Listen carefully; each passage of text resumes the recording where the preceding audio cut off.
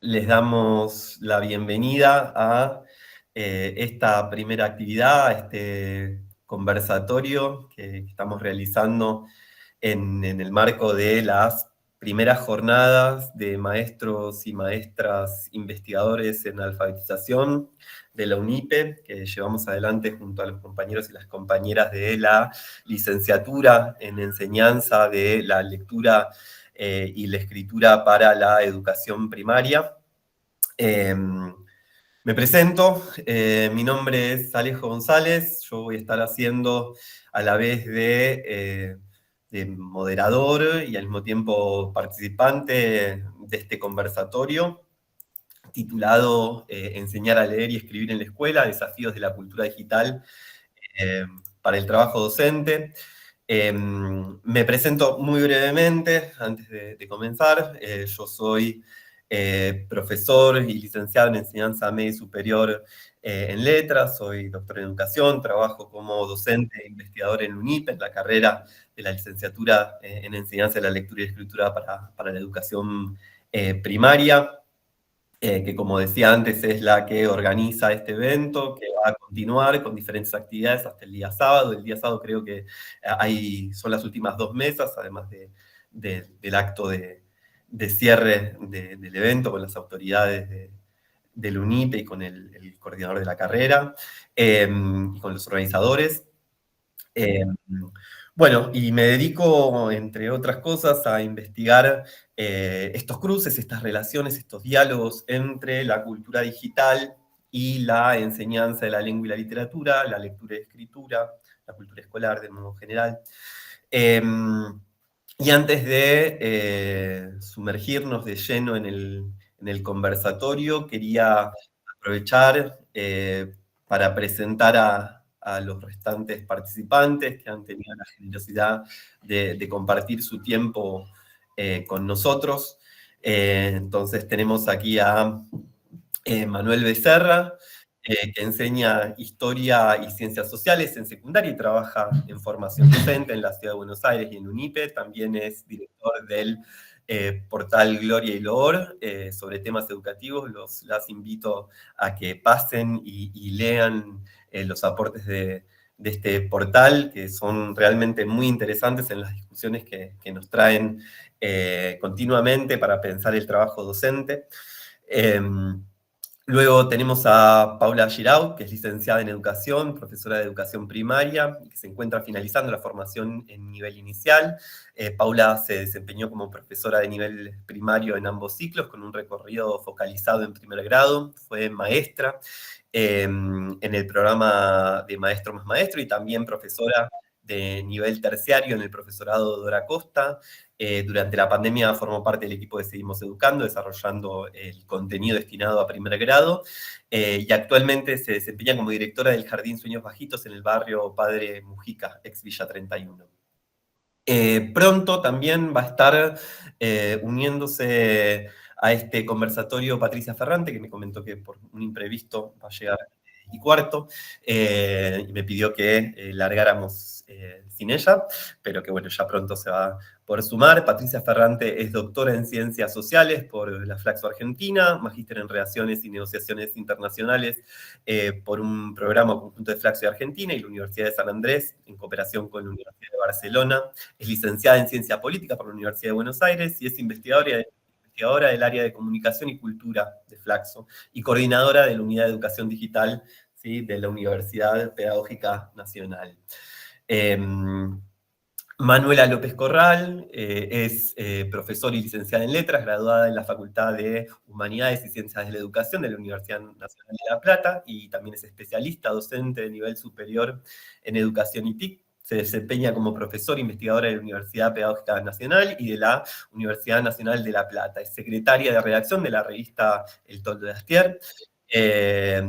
Propuestas y estudios sobre la enseñanza de la lengua y la literatura. Durante 15 años se desempeñó como docente en escuelas secundarias, públicas y privadas de la Ciudad de La Plata, y ha participado en proyectos de investigación, extensión y voluntariados en torno a las prácticas de lectura y escritura de niños y jóvenes de la Ciudad de La Plata y alrededores. Bueno, y un modo de, bueno, mientras pensábamos la organización del conversatorio, se nos ocurrió que un buen modo de ir preparando la cancha para la discusión, para la charla, era comentar un poco el porqué, la fundamentación, el porqué del recorte de este objeto y de esta temática, ¿sí? Para el conversatorio, ¿no? Y lo primero que se nos viene a la cabeza cuando pensamos en este tema a nosotros es la noción de problema, la noción de tensión, ¿sí?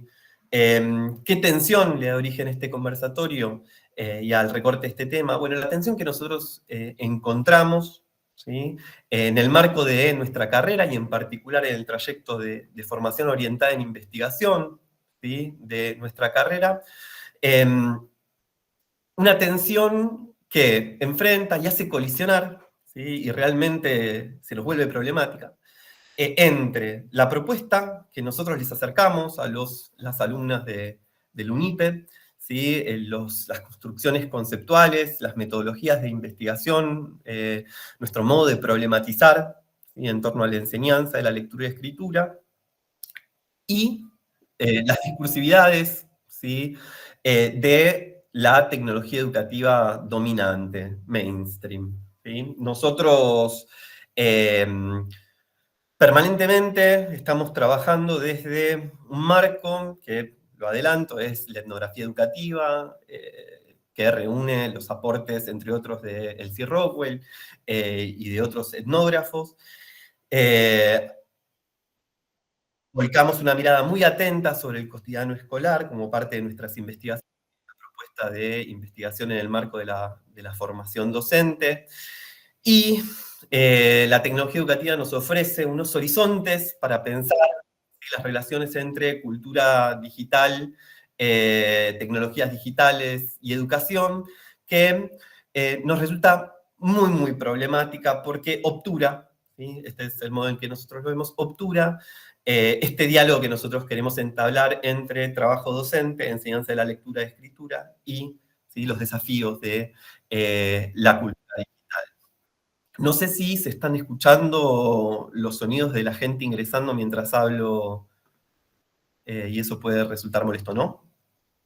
Sí, hay un pip permanente, pero bueno, es suavecito. No sé cómo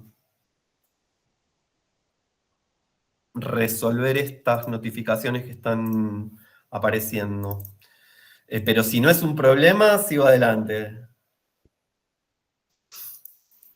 Seguí, Bueno, seguí. sigo entonces. Seguí, seguí nomás.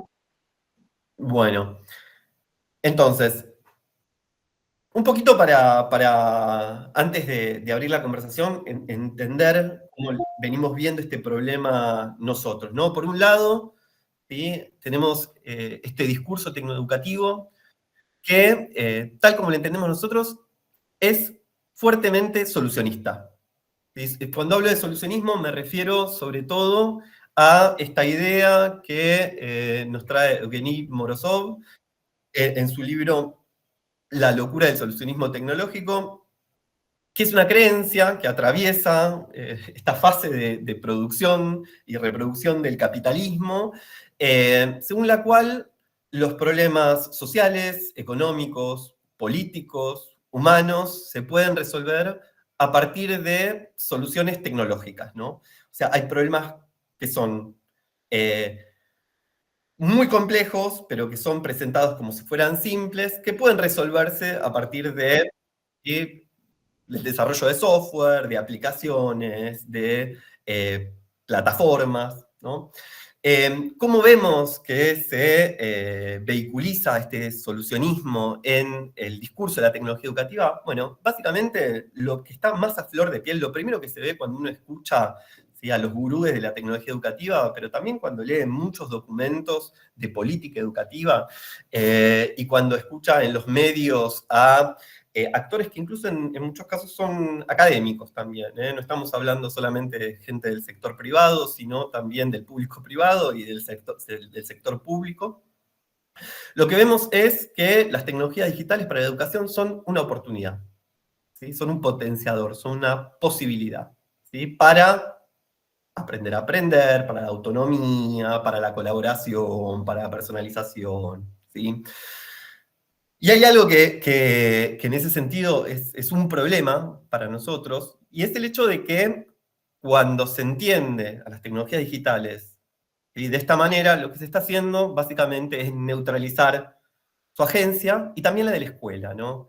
Parecería que esta palabra que recién tomaba para mostrar el problema que nosotros tenemos, ¿sí? Esta tensión que tenemos, que encontramos en la carrera y en la formación en investigación que planteamos en la carrera, bueno, acá la retomamos. La idea de tensión sí está muy, muy, muy ausente, ¿sí? La fricción, la tensión están muy ausentes en el de la tecnología educativa. Un discurso, ¿sí? Que no encuentra atención porque las tecnologías digitales no tienen agencia, no tienen protocolos de uso asociados, no tienen intereses asociados, ¿sí? No veículos intereses de nadie, simplemente son, ¿no? Y esto es muy, muy instrumental. Y al mismo tiempo, ¿sí? La escuela pierde agencia de esta manera, en el sentido de que parecería que las tecnologías digitales no se encuentran, ¿sí? No tienen que negociar con otros modos de conocer, con otras epistemologías, con problemas de la enseñanza, con, ¿sí? Las epistemologías que encontramos en las disciplinas en el currículum, con todas las tradiciones escolares, ¿no? Entonces, la neutralización, la omisión de esa agencia es un, ¿sí? Factor que achata, ¿sí? Allana el camino de ese discurso de las oportunidades, ¿no? Entonces, nosotros cuando vemos esa forma de problematizar, ¿sí? Porque esto a mí me sirve, y esto lo quería decir, me sirve mucho para pensar esta cuestión, la idea de problematización de Carol Bacci. Carol Bacci, una especialista en el estudio de las políticas públicas, de la ciencia política, el campo de la ciencia política, nos dice, bueno, la política pública, y la política educativa, podemos decir también, no viene a resolver problemas, hoy en día que se habla tanto de la resolución de problemas, sino que construye unos problemas para los cuales ofrece resoluciones. El campo, el horizonte, lo pensable, ¿sí? Que nos ofrece esta mirada solucionista, es uno de neutralización de las tecnologías digitales, de su agencia y de la neutralización de la agencia de la escuela, ¿no? Y también esa forma de problematizar y de ofrecer soluciones para sus problemas, de los discursos, de las posiciones más dominantes de la tecnología educativa, también se vale de un trabajo de desterritorialización, ¿no? Nosotros vemos permanentemente, y esto voy a plantear porque es problemático para nuestra forma de entender la formación docente, en el marco del trabajo docente. Nosotros cuando vemos, por ejemplo, los NAP de educación digital, pero también las traducciones que se hacen para primaria de los NAP de educación digital, programas sin robótica, lo que vemos es un fuerte trabajo, una desterritorialización que nos impide ver particularidades respecto del modo en que, ¿sí? La cultura digital y los procesos vinculados a la digitalización de todas las esferas, ¿sí? De producción del conocimiento, ¿sí? De actividad humana, ¿sí? Básicamente no hay ningún tipo de particularidad que permita, ¿sí? Anclar esas transformaciones en problemas o particularidades que encontremos en las jurisdicciones, en las escuelas, incluso, podríamos decir, en el país, ¿no? Las competencias son muy parecidas en todos lados, los ciudadanos que se recortan, los ciudadanos digitales son muy parecidos en todos lados, ¿sí? Muchas veces es muy difícil distinguir el texto de la política de una jurisdicción, entre una jurisdicción y la otra. Hay allí todo un trabajo de territorialización y de achatamiento y de aplanamiento, que también viene de la mano de una reterritorialización que tiene que ver con lo global. Mario Ruffer, el historiador, habla de lo global en términos de la espacialización de un tiempo, ese tiempo del progreso, ese tiempo del historicismo liberal, ¿no? Y nosotros, ¿sí? Si uno escucha esas voces de los actores dominantes en el campo de la tecnología educativa, parecería que siempre estamos rezagados. Y hay algo muy interesante ahí, que es el hecho de que lo que nosotros antes entendíamos como inclusión o exclusión, ¿sí? Ahora pasa a ser, me refiero en otro momento, cuando se hablaba de tecnologías digitales en el marco, por ejemplo, del Plan Conectar Igualdad, había una retórica que era distinta en el sentido de que inclusión y exclusión tenían un sentido más ligado a lo social, y cuando uno empieza a escuchar las voces de los actores, cómo se resignifican en los últimos tiempos, es una inclusión-exclusión respecto de la cultura digital, y una cultura digital muy ligada a ese progreso lineal ascendente, que a nosotros siempre nos dejaría afuera, ¿sí? Como actores que se tienen que subir ese tren, pero nunca como, ¿sí? Productores, como productores de los futuros, ¿sí? Que queremos habitar. Entonces, vemos un proceso de reterritorización global que nos deja siempre al margen, atrás, ¿sí? Rezagados, ¿sí? Excluidos en esos términos, ¿no? Y por último, para ir cerrando, porque no me quiero detener demasiado en esto, vemos una aplanadora conceptual que es muy útil a estos discursos de la tecnología educativa y el modo en que trabaja en pos de la globalización, que es el discurso de las competencias, el discurso pedagógico de las competencias, ¿no? Que por un lado, su vinculación con la teoría del capital humano las ha trabajado muy bien Díaz Barriga, y que lo que hacen básicamente es ubicar muy bien, recortar muy bien una serie de competencias que sirven para evaluar y medir en relación con parámetros globales, ¿sí? En los cuales siempre terminamos mal parados, ¿no? Y también, al mismo tiempo, esas competencias, ¿sí? Son un problema enorme para nosotros, son un problema enorme, sobre todo por esto, porque rompen un diálogo posible, ¿sí? Con los saberes que nosotros enseñamos en la escuela, ¿sí? Los saberes sobre los cuales nosotros producimos conocimiento, los problemas de la didáctica, ¿sí? Al ser estos saberes blandos, no admiten un diálogo, una historia, no tienen una historicidad en ese sentido, sino que por eso también, digamos, son tan útiles como formas de transversalizar, ¿sí? La educación digital, competencias para incorporar transversalmente la educación digital, porque no admiten un diálogo que a nosotros nos parece muy importante, porque justamente estamos pensando en estas transformaciones de la cultura digital en relación con los objetos de enseñanza y los problemas de la enseñanza.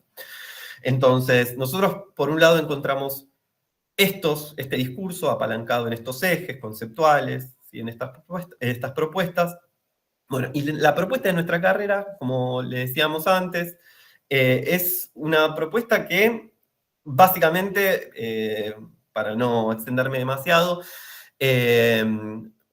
ancla fuertemente en la etnografía educativa, ¿sí? En un abordaje más histórico-antropológico en el campo de la educación, ¿sí? Le prestamos muchísima atención y trabajamos, ¿sí? Con los docentes, con las voces de los docentes, tratando de documentar lo no documentado del cotidiano escolar, ¿sí? Las relaciones de tensión que existe entre los saberes pedagógicos legitimados y aquellos saberes que circulan en la escuela. Pensamos en términos de un presente histórico, retomando los aportes del C. Rowell, un presente que si realizamos un corte sincrónico sobre los fenómenos que vemos actualmente en la escuela, lo vemos, ¿sí?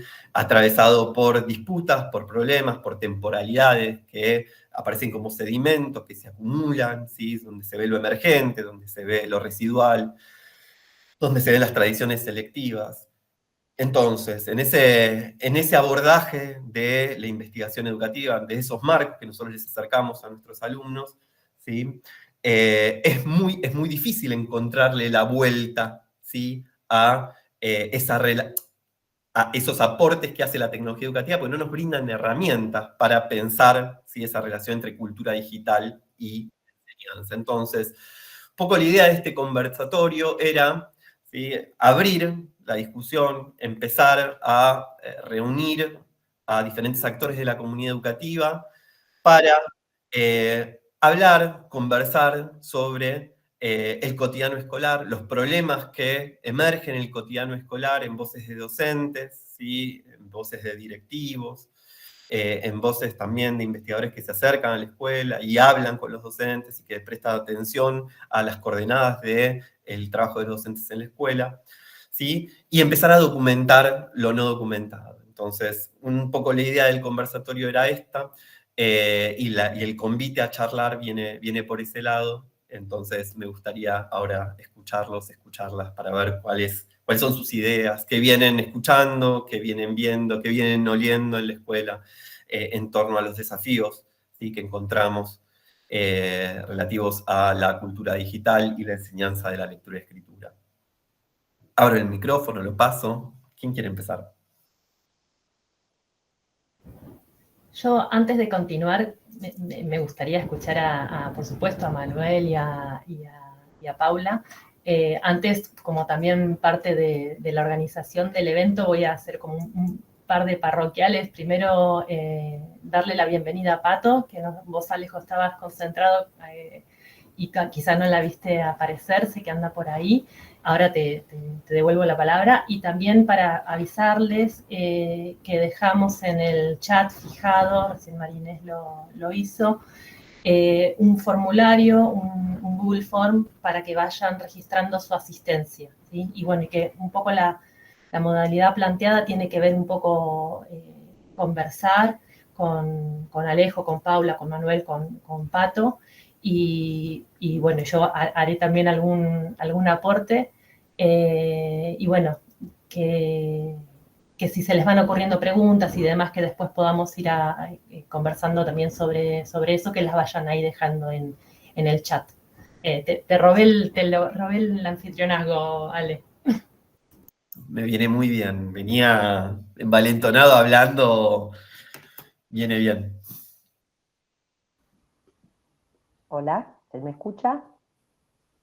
Sí, Se me te escucha. escucha. Bueno, ¿cómo están? No, te escuchaba hablar, yo no estoy en este momento trabajando, soy docente de nivel inicial, me recibí hace muchísimo, a fines de los 80, pero escuchándote, bueno, trabajé con algo de informática en su momento, pero me traía recuerdos porque cuando aparece la computadora en el aula, digamos, para mí era algo nuevo, para todos en ese momento, hace muchos años atrás, hice un posgrado, ¿no? Y que terminaba, era en una institución privada, duraba 1 año y medio, tenía docentes del área pedagógica y del área de informática.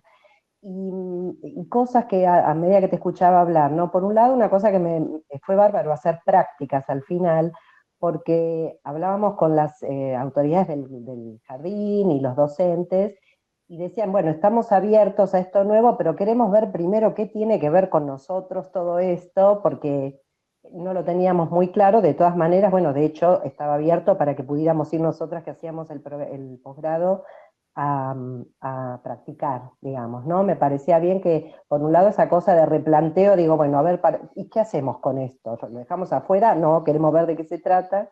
Y por otro lado, otra cosa que te escuchaba también es, nos pasaba, ¿no?, que teníamos docentes del área pedagógica, docentes del área informática, y entonces por ahí trabajábamos con algunos programas, y por ahí decíamos, ¿no?, las maestras, en general éramos más mujeres, uy, qué bueno este programa para trabajar tal o cual cosa. Y entonces del área de informática nos decían, no, bueno, se los mostramos, pero es viejísimo, hay cosas más modernas. Y bueno, no importa, decíamos, está buenísimo para trabajar estos temas que a nosotros nos sirven y que no sabemos. La verdad que es una herramienta piola. También un poco pudimos ver que la verdad es que sirve, que hay cosas valiosísimas para la enseñanza de la lectoescritura. Me acuerdo en esa época, no sé, un programa de una tortuguita, Logos, no me acuerdo cómo se llama.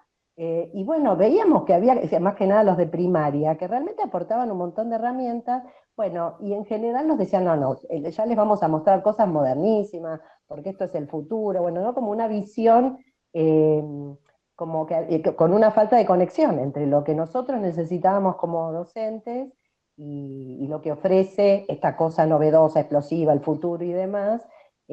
Bueno, igual conclusión fue una muy buena experiencia. Así que bueno, eso quería comentar.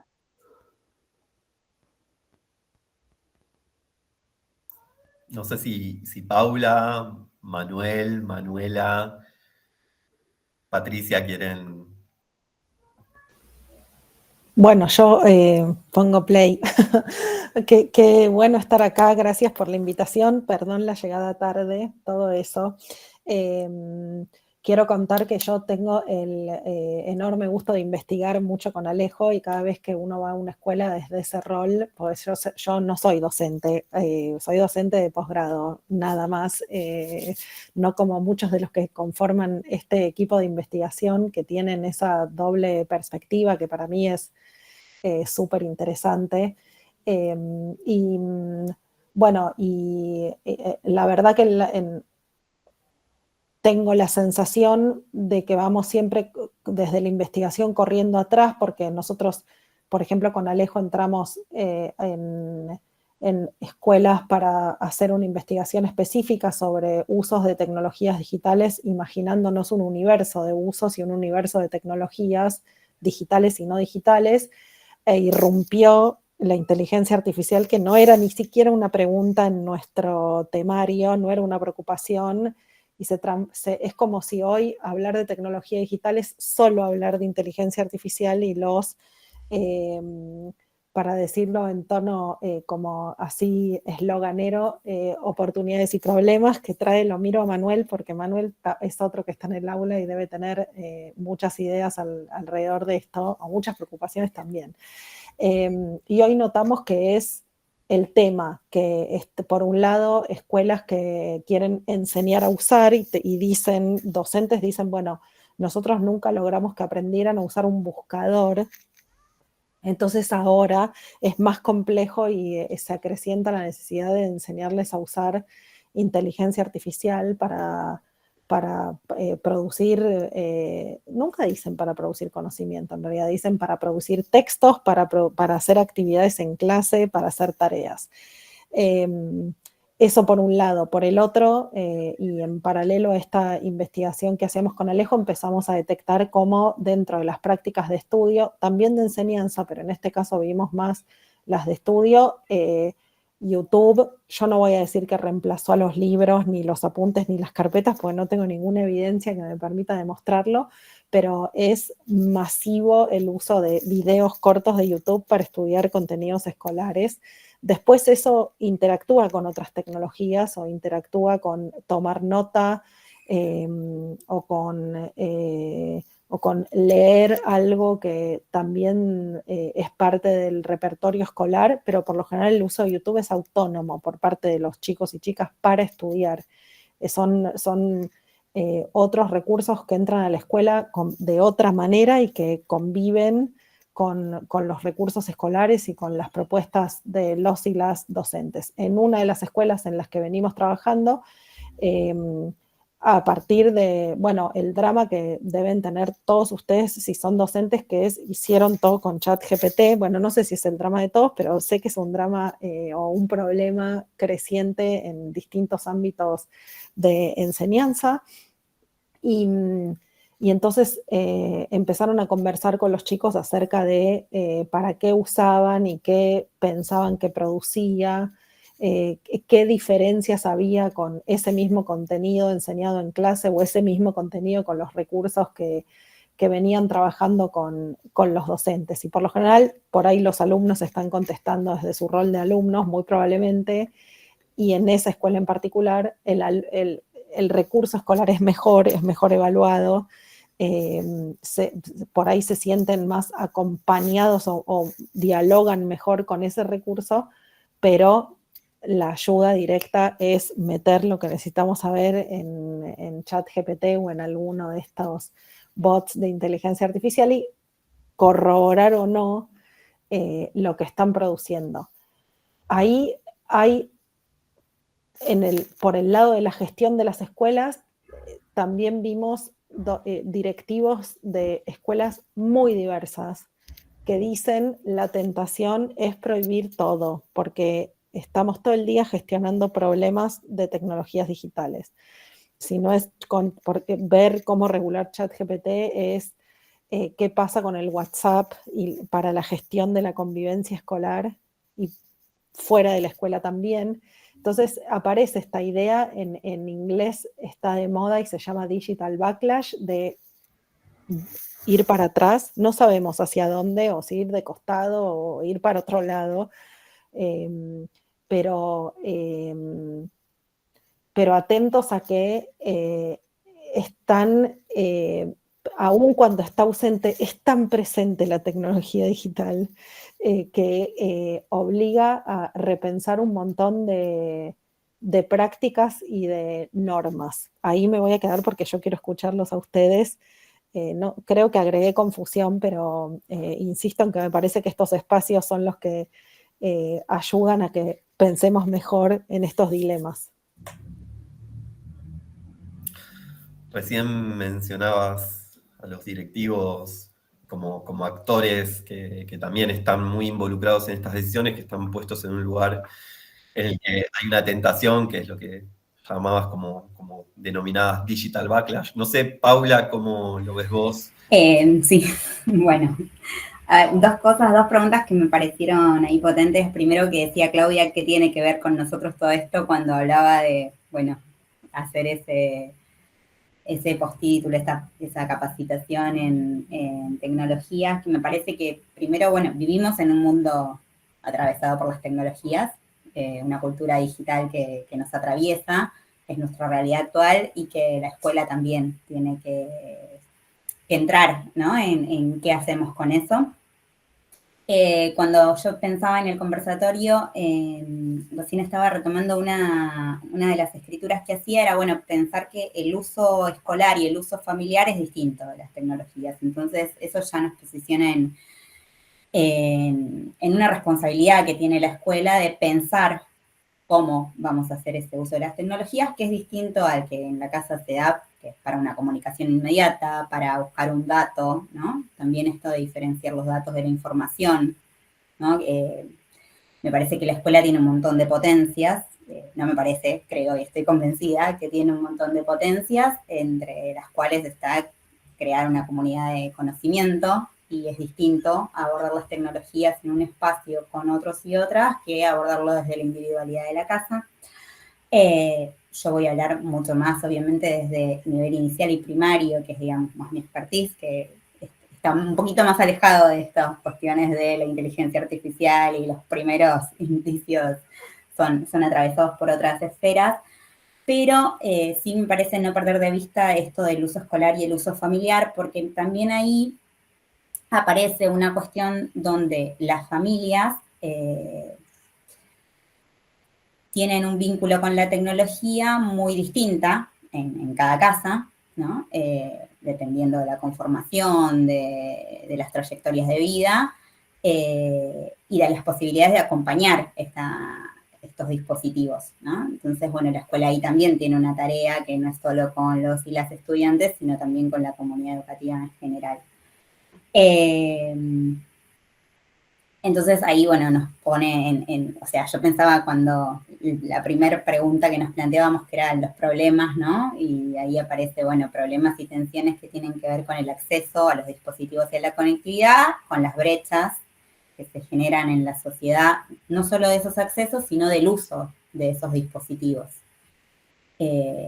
Con lo cual, cada vez se va como profundizando la dificultad de abordaje, pero me parece que más que un problema es un desafío, porque es lo que nos toca hoy, ¿no? En nuestro país, en nuestra sociedad, y el compromiso que tenemos como docentes. Ahí me parece que hay algo para pensar, ¿no?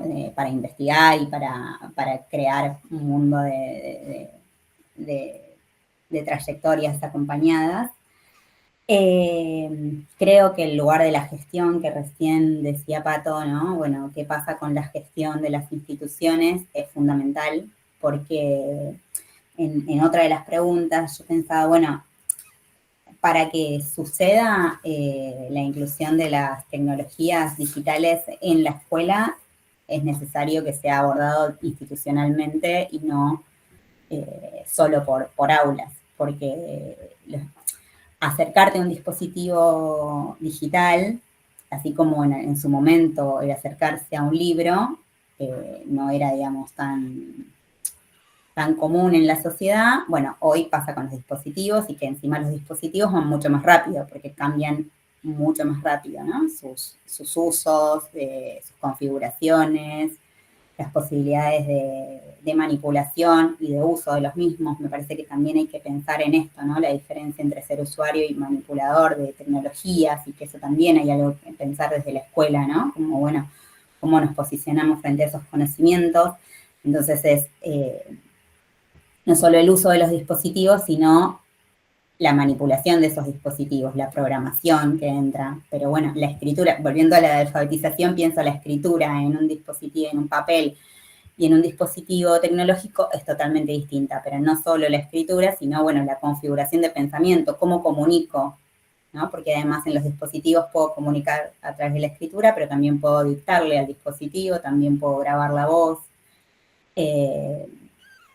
Y eso es algo que sí se tiene que pensar institucionalmente, que aparezcan primero todas esas variables, ¿no? Que aparezcan como enseñanzas todas esas variables, que aparezcan con un fin no solo comunicativo, sino de conocimiento. ¿Qué pasa cuando busco una información? Los criterios de búsqueda, los criterios de selección, son un montón de variables que nos competen como escuela. En ese sentido, pienso que la gestión de las escuelas, digo, la tentación es pensar si prohibir es la solución. Yo no acuerdo con que prohibir sea la solución, pero entiendo que a veces el problema se vuelve tan grande que pensamos en la prohibición como la posibilidad. Entiendo que la escuela no tiene un lugar de prohibir cosas, sino de acompañar. Pero además de esa pregunta, me parece que es, bueno, cómo acompañarnos también a los docentes y las docentes como trabajadores, como profesionales de la educación. Me parece que son necesarias armar ateneos, conversatorios. Bueno, estos conversatorios también son celebrables, pero digo, dentro de las escuelas tiene que haber espacios de reflexión, de escucharnos para poder pensar cómo los estamos tomando desde cada sala, desde cada aula, pero también para que haya una trayectoria común en cada institución y para también generar intercambios entre instituciones, ¿no? Como, bueno, digo, hay un montón de escuelas que están haciendo experiencias súper interesantes, de las que yo conozco a nivel primario e inicial, y que plantean un vínculo con la tecnología totalmente distinto, ¿no? Digo, para empezar a generar podcasts que tengan que ver con alguna temática, generar algunas salas virtuales, entrevistas, digamos, preguntas grabadas, tutoriales. Todo eso también te posiciona como estudiante, posiciona a los estudiantes desde otro lugar, ¿no? Del uso de las tecnologías, no solo como receptores de información, sino también como generadores de contenido. Porque en ese hacer, en los momentos más iniciales de la educación, también se van creando criterios, ¿no? O sea, ¿qué tengo que pensar antes de armar un podcast? Y ahí se interrelaciona esto, bueno, la escritura en papel y la escritura digital no es una reemplaza a la otra, porque para nosotras poder generar, digo, si nosotros queremos generar un contenido que vamos a comunicar a través de una plataforma digital, seguramente hoy va a ser la elegida porque llegamos a muchos más lugares. Digo, ahora estamos conectados virtualmente y nos estamos viendo y probablemente si teníamos que estar en forma presencial iba a ser mucho más compleja. Bueno, hay algo que nos facilita la tecnología, pero para poder llegar a eso seguramente tuvimos que usar un montón de papel, fuimos anotando. Yo de hecho tengo notas hechas en papel. Bueno, quienes investigan también, digo, cuando vos vas a hacer una presentación tenés un montón de notas hechas que te ayudan. Me parece que no es una u otra y que la atención no está en el reemplazo de las tecnologías, sino en cómo incorporar esas tecnologías, que más que incorporar nos atraviesan, insisto, ¿no? Y no podemos escapar de ellas, sí nos desafían a la escuela en pensar cómo usarlas, acuerdo con esto del discurso tecnoeducativo y el modelo mercantilista, ¿no?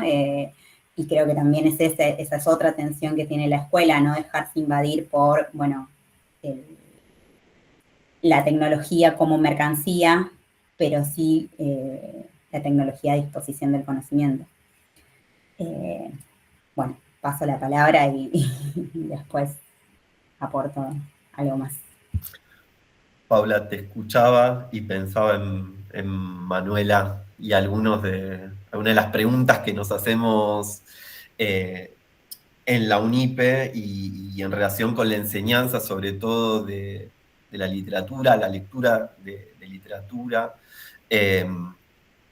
y cómo esto, o sea, estos ingresos, o sea, la cultura digital como algo que permea la escuela como casi una condición, hablan ya algunos de una condición postdigital, la diferencia entre online y offline es medio borrosa ya, incluso cuando no estamos conectados están datificando nuestros consumos, y el hecho de que no estamos conectados es un punto, un dato, ¿sí?, para las plataformas, y cómo hay un ingreso, querramos o no, de la cultura digital en las aulas, el tema qué hacemos con eso, ¿no? Y en la UNIPE y en la licenciatura nos estamos haciendo algunas preguntas respecto de qué hacer con eso. Manu, tus investigaciones y tu trabajo va por ese lado. Sí, yo cuando les escuchaba pensaba justamente esas cuestiones, ¿no? Yo lo vengo pensando un poco desde el lado de la literatura, ¿no? Y de la enseñanza de la literatura, entonces es como un recorte ahí un poco pequeñito. Disculpa si se escucha barullo atrás. Decía entonces, como un poco circunscrito ahí en la cuestión de la literatura, pero creo que también la forma en que lo estamos pensando con Alejo, bueno, el proyecto de investigación que estamos llevando adelante con Malena Boto, más recientemente con Mariana Provenzano, que está pensando estas cuestiones que tienen que ver con la enseñanza de la literatura y que incorporan los medios digitales, las tecnologías y demás. Para mí tiene mucho que ver con esto, ¿no? No es que tenga la solución ni la respuesta, ¿no? Pero como tratar de encontrarle la vuelta a esta idea que tenemos de que hay una afuera y una dentro de la escuela, ¿no? Como de que hay un modo online y offline, ¿no? Esto que venías diciendo recién, Paula, que estamos totalmente atravesados por tecnologías, ¿no? Les decimos a los niños más pequeños que no usen los celulares o las pantallas, pero nosotros estamos todo el tiempo, ¿no?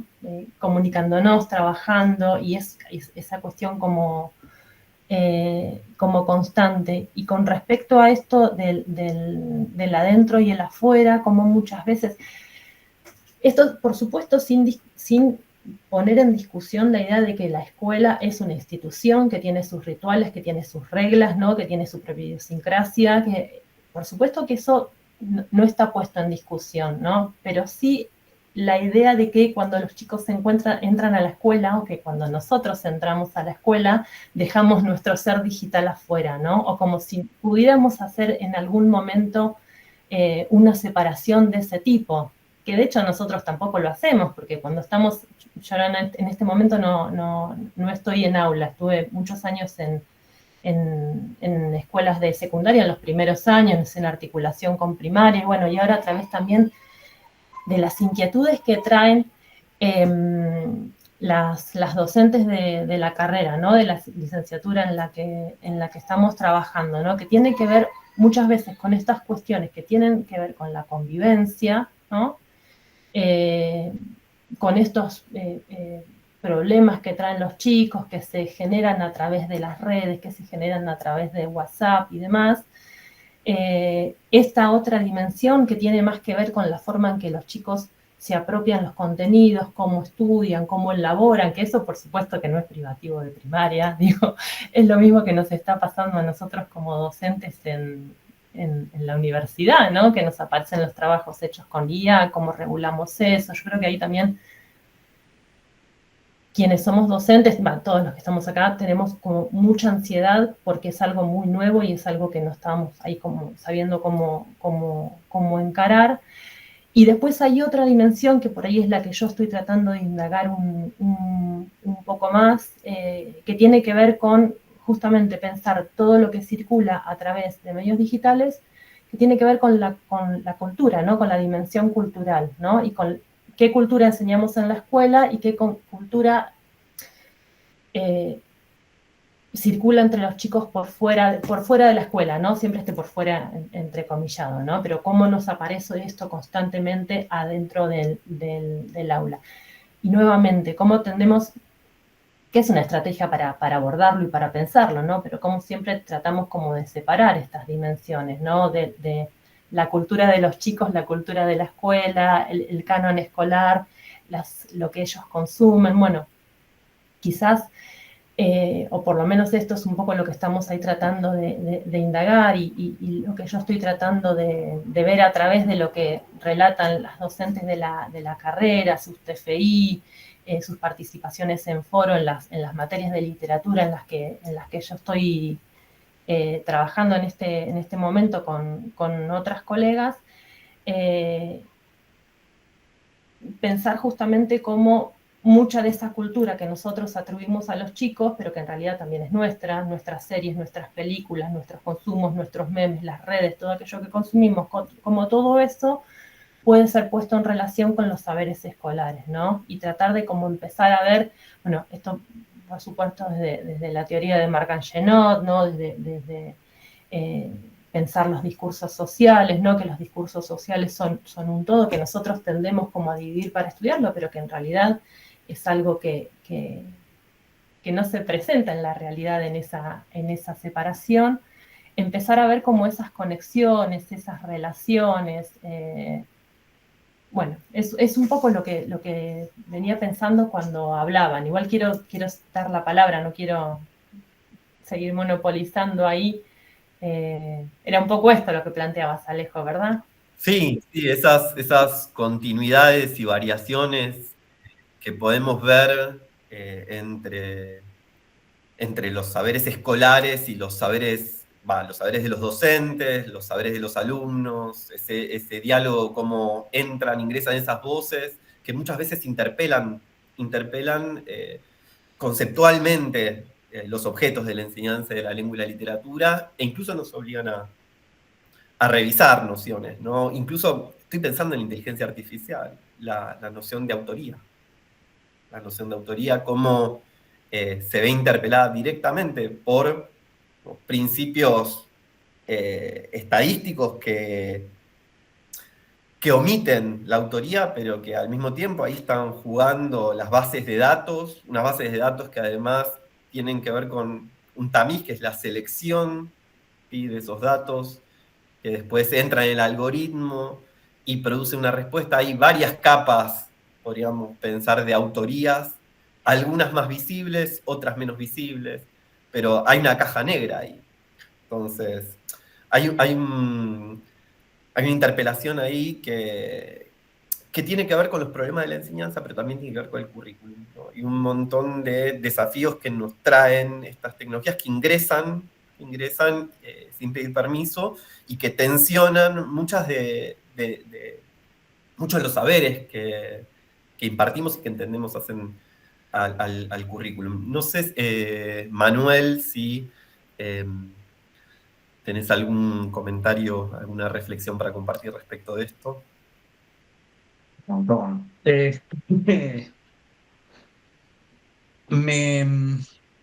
No, pues hay un montón obviamente, de cosas que van saliendo. Esto que había dicho Paula, por ahí un chisme previo. Con Paula tenemos un montón de discusiones nosotros sobre estos temas. Muchas veces no estamos de acuerdo, y es divertido, son divertidas las discusiones. Digo esto no tanto como chusmerío, sino pues algunas de las cosas que voy a decir ella ya las escuchó, y algunas de las cosas que dijo yo también, y así. Pero porque además son conversaciones que, por supuesto, venimos teniendo desde distintos lugares, incluso quienes como docentes tratamos de corrernos del lugar de la catarsis. Ustedes imagínense, quienes no están en la escuela, que la cultura digital es uno de los grandes tópicos de la catarsis docente hoy. Entonces, o las cuestiones vinculadas a eso. La catarsis docente es uno de los grandes formatos en los cuales se produce la discusión educativa en las aulas, las escuelas propiamente. Dicho esto, recién se me ocurrió lo siguiente, antes de arrancar con un par de cosas que fui tomando nota, que dijo Paula, que después retomó Manuela. Hay una cuestión histórica, me parece, también en cómo pensamos esto. Los que estamos acá, tal vez seamos la última o las últimas generaciones con más o menos margen que vivimos en un mundo completamente analógico. Eso nos posiciona en esta discusión, por más que seamos usuarios invadidos de lo digital, nos posiciona de otra forma diferente a cómo van a discutir estas cosas los docentes dentro de 10, 15, 20 años, 30, que tal vez van a haber nacido ya en la cultura digital. Eso es una cuestión que no tenemos que olvidarnos, digamos, con esa cuestión. Esta discusión que estamos teniendo ahora en estos años es muy específica de nosotros, estas generaciones que a poco nos vamos retirando, eh, hasta que nos terminemos de retirar. Si existe la jubilación para cuando nos toque, si existe el concepto. Yo espero que sí. Y venía pensando que eso nos posiciona en un lugar en el cual la cultura predigital, la cultura impresa, que fue la que formateó la escuela, tenía muchas menos diferencias con la cultura escolar. O sea, había una cultura extraescolar impresa, por supuesto que sí. Había literatura que no estaba como calificada para que se le enseñara en la escuela, había historieta, había un montón de cosas fuera de la escuela impresas, pero que tensionaban menos, digamos, o sea, en términos de formato y en términos bueno, cómo uno se predispone a leer una historieta. Bueno, no es tan distinto leer una historieta en los 50 que leer un texto en un manual en los 50. No había tanta diferencia como hay ahora mirando un video de YouTube o preguntándole cosas a ChatGPT que leyendo una fotocopia de un manual. Eh, y ahí hay una cuestión que es que las plataformas digitales que tanto no nos insisten en incorporar y que no tenemos que esquivarlas en la escuela y que es parte de esto y que nadie vive por fuera de eso, etcétera, que yo creo que sí tensiona el sentido mismo de la escuela, o sea, o por lo menos discursivamente lo tensiona. Ahora voy a ir ahí. Son plataformas que están diseñadas radicalmente diferentes, o sea, están diseñadas con un criterio de consumo y mercantil, que no es la forma en que está diseñada la escuela ni la academia. Entonces, el uso académico de las tecnologías digitales, académico incluyendo la escuela, el uso académico de las tecnologías digitales requiere de una especialización concreta del uso de tecnologías digitales. El uso que le dan masivamente los chicos, los pibes, nosotros mismos cuando hacemos cosas por fuera de lo académico, es un uso para lo que están pensadas las plataformas mayoritarias, las más grandes. Conductismo puro, una de las discusiones que hemos tenido o charlamos un poquito con Paula una vez fue, ¿por qué no? Si esta gente diseña estas cosas a conductismo duro, y le viene funcionando también, ¿por qué no pensar políticas públicas educativas que tomen algo de eso? Eso es un poco atrevido, pero bueno, esto ya pensando por ahí en otros escenarios. Y ahí viene la cuestión, la tensión con el currículum que vos decías recién, Alejo, porque recién estaba leyendo el plan de vía alfabetización, lo compartieron en un grupo donde estamos con Paula, que es del gobierno de la ciudad, dice gestión privada, no sé por qué, privada dice, con B corta, con el no me importa. Y bueno, insiste con estas cosas, hacer esto, hacer lo otro, un patio tecnológico, ta, ta, ta, ta, ta. Yo tengo que enseñar, como profesor de historia, el peronismo y la proscripción del peronismo. Si yo enseño, eso es muy complejo de enseñar, es muy complejo para los pibes de aprender, requiere de un montón de dimensiones que manejar y de habilidades vinculadas a las ciencias sociales. Hay un montón de cosas complejas en términos del marco histórico de la cosa, que requiere un trabajo muy lento, de mucha reflexión, de mucha conversación sobre tal o cual fuente, mucha charla. Entonces, ahora, si yo tengo que incorporar tecnologías digitales, académicas, para trabajar la profesión del peronismo, para lo cual tengo un mes para laburar 55, 73. guerrillas, 85 golpes de Estado, la doctrina de seguridad nacional, Vietnam, la Revolución Cubana, la Guerra Fría. Todo eso tengo un mes para hacerlo, con 2 horas por semana. O me pongo a explicarle a los pibes cómo se usan algunas herramientas de investigación para las ciencias sociales, que ellos no tienen la remota idea de cómo se usan, porque ellos usan YouTube, ChatGPT y un par de cosas más. O trato de abordar la complejidad de ese proceso histórico. Las 2 cosas a la vez, 2 horas por semana, no se pueden hacer. Entonces, ¿qué quieren que hagamos? Que conversemos acerca de cómo ese proceso, por decir cualquiera, digamos, hablo de eso, pero puedo hablar de la Edad Media Europea, no importa. ¿Qué quieren que hagamos? ¿Que expliquemos un proceso histórico y vale para cualquier disciplina? ¿O que enseñemos cómo usar tecnologías digitales para entender algunos objetos culturales que son realmente muy complejos y que requieren nuevamente un acompañamiento muy pausado, muy cerca, con mucho amor, con mucho cariño? Una de dos, las 2 cosas no se pueden hacer a la vez. No hay tiempo para hacer las 2 cosas a la vez, a mi criterio. Hay otra cuestión que también decían, de que, bueno, por supuesto, la cultura digital y los consumos por fuera de la escuela, que todos estamos ahí, los chicos también. Hay una cosa ahí, bueno, tenemos que estar enterados de lo que hacen.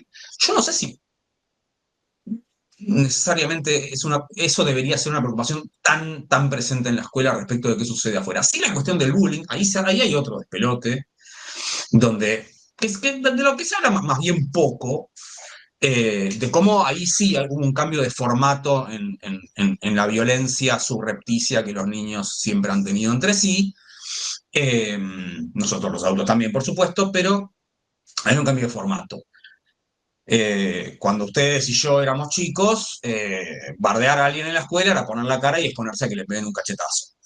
Ahora, las formas de ejercer esa violencia son mucho más sutiles, anónimas, y eso abre un escenario bastante complejo sobre el que la verdad que tenemos que pensar mucho. ¿Y qué hace la escuela con eso? Ahí hay es un problemón gigantesco eso. Así que no me voy a meter ahí, pues vamos concretamente a lo curricular y a la enseñanza propiamente por ahí de los contenidos, pero bueno, todo un mundo muy complejo. Decía la dificultad de estar detrás de los consumos de los chicos, porque cuando nosotros, vuelvo a repetir, cuando nosotros éramos chicos, que vivimos en el mundo analógico, predigital, los consumos de los niños, niñas y adolescentes eran bastante más uniformes también, pues no había tantos nichos de mercado diferentes para distintas poblaciones infanto-juveniles, me parece a mí. No había muchas más opciones que leer algo de literatura infanto-juvenil, que había unos autores, autoras, historietas, el gráfico, las revistas para nenas adolescentes. No había tanta cosa. Y hoy, justamente, el ecosistema cultural está justamente nichificado, justamente segmentado. Así funciona el ecosistema digital a partir de la segmentación. Entonces, estamos mucho más lejos en términos, no solo en términos generacionales, sino en los pibes entre sí, digamos. O sea, yo sabía qué música horrible escuchaban mis compañeros de quienes yo pensaba que escuchaban una música horrible. Conocía esas bandas, digamos. Pero hoy los pibes están muchísimo más lejos ellos entre sí. Y yo con otros adultos, porque de nuevo, es un universo cultural mucho más complejo, diverso. Entonces, uno como docente, efectivamente debería tener una idea general de que, bueno, ok, consumen mucho YouTube, hay influencers, hay un par de figuras influencers como muy zarpadas, MrBeast, qué sé yo, algunos de estos, que son importantes, qué sé yo, alguna idea general, pero después es realmente mucho más difícil que antes. Y hay algo que sucede inevitablemente, de todos modos, en el trabajo docente a medida que pasan los años, que es que uno se va alejando de las generaciones nuevas cada vez más. Necesariamente sucede eso y cada vez son más ajenos, solo a nivel generacional, más allá de la cuestión de la cultura digital. Se me ocurrió, venía pensando que el último gran encuentro cultural masivo intergeneracional fueron los Simpsons. que fue el último producto cultural que abrió un montón de problemas, un montón de capas de análisis, interpretables por adultos, por chicos, o sea, había un montón de cosas para ver, y fueron un tema de conversación durante un tiempo, y se está extinguiendo eso, no solo porque cambiaron los autores y se volvió bastante berreta, sino que además, nada, ya no es el centro, pero durante un tiempo fue un objeto cultural con el que todos podíamos vincularnos, chicos, grandes y diversos, y eso estalló en un momento. Voy a dejarlo de la IA para el final de esta intervención, y una cosa que el otro día hablaba con un amigo que se dedica a cosas de tecnología no educativas, que es, hay un problema serio en que en el desplazamiento de que tecnología es celulares y todo lo asociado con los celulares.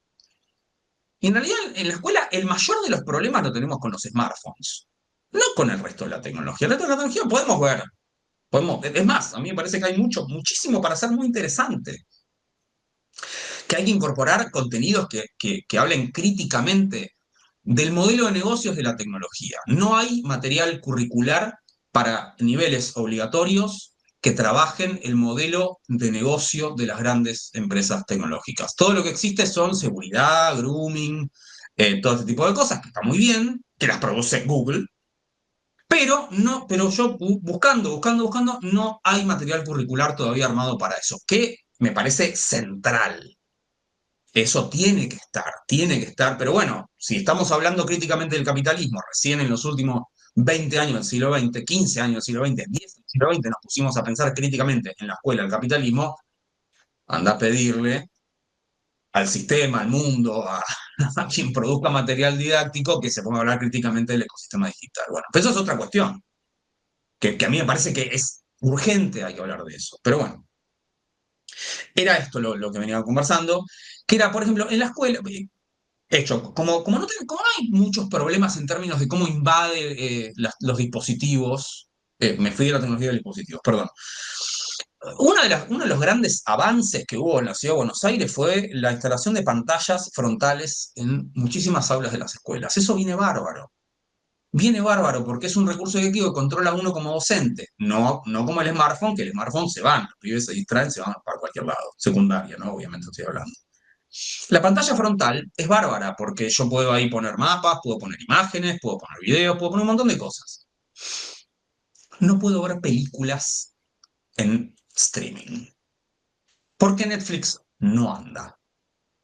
No anda Stremio porque está bloqueado por el Ministerio de Educación de la ciudad. No anda Netflix. Y de hecho cuando Mercedes Miguel, la ministra de la ciudad, recomendó Adolescence, se armó todo un despelote en el gobierno de la ciudad porque pidió que desbloqueen Netflix y eso implica andar enchufando y desenchufando cosas en otros niveles del gobierno de la ciudad. Es un despelote.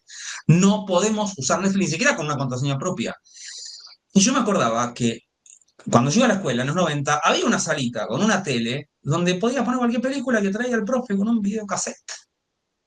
No puede ser que en 2025, con pantallas frontales, con conexión a Internet, no pueda haber películas como hacíamos hace 35 años. Es un nivel de absurdo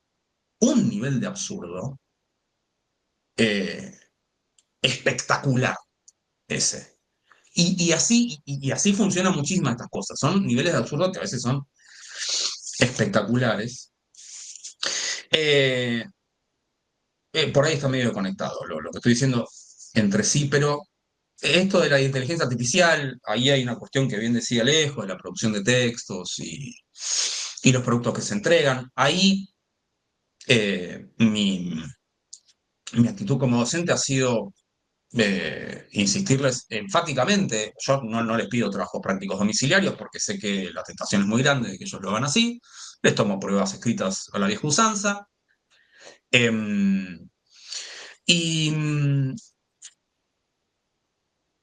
porque justamente estaba la cuestión de las fuentes, ¿no? Que esto que decía Alejo. ¿De dónde sale eso? Es un agujero negro. Efectivamente es un agujero negro.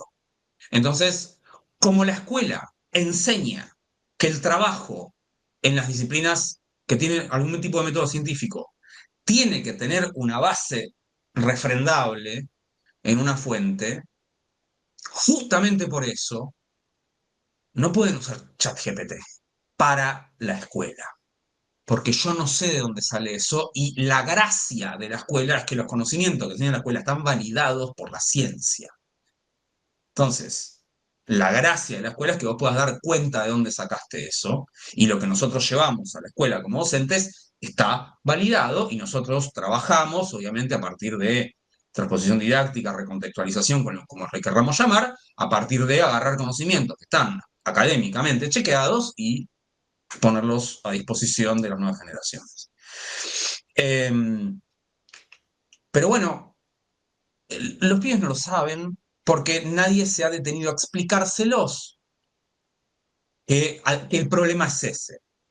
Entonces, cuando después uno tiene docentes que dicen, no puede ser, me hicieron con ChatGPT, son unos irrespetuosos. No saben dónde está el problema. No sé quién veía, o quién leía en alguna red, y dice, no sabes, me mostró que le preguntó algo a ChatGPT y me dijo, no ves que acá está, es cierto porque lo dice ChatGPT, horrorizado lo contaba esta persona, y yo pensaba, tal vez lo que el pibe no entiende es qué significa que sea cierto. O sea, para el pibe capaz que era cierto que lo decía ChatGPT porque lo estaba mostrando ahí, claro, ChatGPT lo dijo, es cierto que lo dijo, es cierto, es verdad. Entonces se lo mostraba, acá está. Pero esta persona tal vez no se da cuenta de que lo que el pibe pensaba en términos de lo cierto, de lo verdadero, era otra cosa, ¿no? Entonces nos espantamos de cosas que tal vez requieren un poquito más de reflexión, de qué pasa ahí cuando un pibe hace algo con esto. Tal vez no están faltando el respeto cuando hacen cosas con ChatGPT, por ahí en los años superiores, incluso en ingreso a la universidad. Tal vez es la única forma que aprendieron a hacerlo porque nadie les dijo dónde está el problema de laburar de esa manera en ámbitos académicos. Y nos lo explicaron, y eso forma parte de esto, de una ética digital, de una alfabetización crítica digital. No de usemos urgente todo lo nuevo que aparece, ¿no? Dice, encandilados con lo brillo del presente. Aparece inteligencia artificial, van todos corriendo atrás de, tenemos que poner esto en la escuela como de lugar. No, pensemos un poquito. Y si eso implica establecer una distancia, establezcamos una distancia, porque, y ahí está la gran tensión, ¿qué queremos que haga la escuela en definitiva? Yo milito con que la escuela siga un ritmo más pausado, siga estando centrada sobre todo en la cultura escrita, lo cual no significa negar a la tecnología ni negar el ingreso a la tecnología, pero la escuela es un lugar donde hay que conversar muchísimo. Y la conversación no puede tener lugar si los pibes están metidos en TikTok. No puede ser, no funciona de esa manera. Y cierro con esto, no es para tirar flores, pero el otro día me dice un ex alumno, o sea, pues pasó a quinto, lo tuve en cuarto el año pasado, bastante vago. Fue el año pasado este pibe, venía cada tanto, era medio gordo, pero buen pibe. Viene, le pregunto una cosa a otra compañera y me dice, perdón esta etnografía, autoetnografía que hago. Y me dice, ¿le puedo decir algo, Becerra? Sí, le digo. No lo valoré lo suficiente como docente, yo me quedé así, qué lindo que me diga, sobre todo delante de mis compañeros, me encanta esas cosas, sobre todo delante de otra gente. Pero me dijo, como usted nos rompía para que guardemos el celular y nosotros renegábamos, yo algo me acuerdo de proscripción del peronismo. Y él mismo lo asoció con haberse salido de ahí. No, esto no es universalizable, es una anécdota nomás. Pero evidentemente hay algo de concentrarse, y la escuela requiere concentrarse, porque tenemos un montón de conocimientos complejos que requieren, como decía, un acompañamiento lento, paciente, amoroso, y que el celular te lo conspira. Entonces, o renunciamos a la parte de la cultura escrita y de la pausa y del estudio, y efectivamente transformamos la escuela en algo que va a 300 kilómetros por hora, a una velocidad a la que dictan 4 empresas tecas, con un criterio completamente mercantil y de consumo, o de alguna manera seguimos parados, firmes, sin negar la existencia, sin ser luditas, porque no lo digo desde el ludismo, mi planteo no es desde rompamos todo, rompamos la tecnología es mala, sino es que, bueno, algunas tensiones son como bastante fuleras acá, y hay algunas respuestas a esas tensiones como, bueno, utilicemos críticamente el celular. Eso no existe en la escuela. Nunca existió eso en la escuela, hasta ahora. Entonces tenés un grupo de gente, yo entiendo que hay que pagar el alquiler y la gente necesita trabajar, pero tenés un montón de gente que vive de repetir, usemos críticamente el celular en la escuela, no prohibamos nada. Bueno, mirá, eso no existe tal cosa. Entonces, estamos encarándolo por otro lado. Bueno, creo que es esto, digamos, algunas cosas que se me fueron ocurriendo a medida que te lo plantearon, otras cosas que hemos conversado también con Paula, con Alejo, con Pato, en otras oportunidades. Daniela, ¿tenías una intervención para hacer? Buenas tardes. No sé si se puede, porque, pero bueno, los saludo desde Neuquén, desde el norte de Neuquén, y celebro estos encuentros tan federales, ¿no? Recién leía que hay gente del norte, del sur, y etcétera. Mi aporte tiene que ver con un poco lo que decía Manuel. ¿Será que somos los dos profes de historia? Es que por ahí coincidimos un poco. Y voy a empezar el aporte contando una anécdota. Hace más o menos un mes, un alumno, estábamos viendo Civilización y Barbarie. Ese era el título que estaba escrito en el pizarrón. Vivimos a 30 kilómetros del río Barranca, que es icónico, digamos, dentro de este proceso de el gobernar es poblar, de un proceso histórico que estábamos analizando. Y me llama un alumno al banco y me muestra un resumen que había hecho. La consigna era que tenían que hacer una iconografía o una viñeta del tema para explicarme lo que habían entendido. Lo vi y me di cuenta que le había copiado del GPT. Entonces le dije, explícamelo. Y el pibe se quedó mudo. También un alumno bastante vago, que le cuesta leer y demás. Entonces le dije, si lo copias del GPT y no me lo podés explicar, no aprendés. Y bueno, eso sumado a la trayectoria educativa de que soy bastante vieja dentro de la escuela y tengo que planificar con profes muy nuevos, estos profes que nacieron con la tecnología. Y aprendí a decir, no hay que tener miedo de decir no. Por ahí los docentes somos muy temerosos en eso. No, si lo copias, copialo, pero sabelo, podémelo explicar. Y a esto de, bueno, hagamos una infografía con la compu, usemos esa herramienta tan linda que nos brinda la tecnología, como millones, no sé, Google Earth, hay millones, pero sepamos el texto.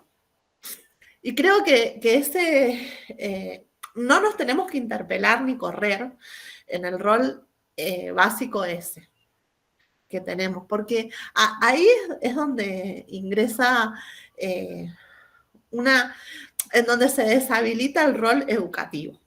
Y ahí me preocupa. Eso nada más. Muchas gracias, Daniela. Muchas gracias, Manuel. Bueno, a todos los que han intervenido. Quería hacer un comentario que tiene que ver con esto que decía Daniela y lo que planteaba Manuel sobre, bueno,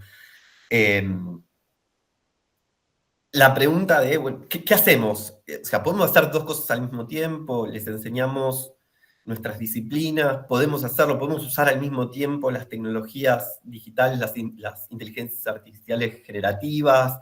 ¿Eso se puede volver un contenido?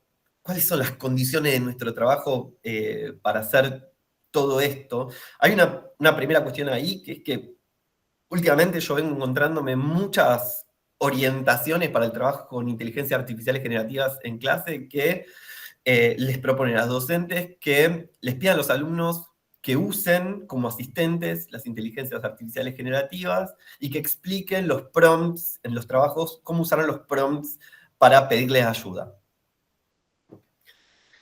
Muchas de las prácticas que delegan los alumnos en estas inteligencias artificiales tienen que ver con lo que tienen que aprender, o sea, como con las maneras de leer, con las maneras de escribir. Nosotros hablamos de los modos de leer en la carrera, retomando unas nociones de Ludmer que se toman desde la didáctica, Bombini, Carolina Cuesta, nuestros trabajos recuperan esta noción de maneras de leer. Nosotros ponemos a disposición de los alumnos, los docentes ponen a disposición de los alumnos en clase ciertos modos de leer la literatura a partir de ciertos conceptos y a partir de ciertas prácticas, ¿no?, que son particulares y que hacen a la enseñanza y a los objetos del currículum de práctica del lenguaje, de literatura, de lengua y literatura, dependiendo el nivel. Nosotros, es muy difícil, o sea, estamos perdiendo el objetivo de nuestro trabajo si empezamos a delegar esas prácticas, ¿sí? Incluso si después nos blanquean para que las utilizamos. Ponerlos enfrente de el desafío de leer y escribir en relación con objetos como la literatura, demanda un tiempo, ciertas prácticas que muchas veces son recursivas, que no responden a las temporalidades de estas tecnologías, y eso es un problema. Y a veces decir que no es negar los desarrollos tecnológicos, sino es entender qué estamos haciendo como parte de nuestro trabajo y qué es nuestra enseñanza, ¿no? Y ahí aparece también otro problema, el de la caja negra, lo que mencionaba Manuel. No tenemos información porque son empresas privadas que no aportan esta información. No tenemos información sobre cómo funcionan las redes neuronales, los algoritmos, ¿sí? No tenemos información muchas veces de cómo están creados, seleccionados, curados los datasets, las bases de datos que entrenan esos algoritmos. Eso es un problema enorme. ¿En quién estamos delegando estos saberes, estas prácticas con los que queremos trabajar? Eso es un problema muy grande que abona a esta interrupción y interrumpir para volver a reconectar con esas tecnologías desde otro lado, ¿sí? Y al mismo tiempo,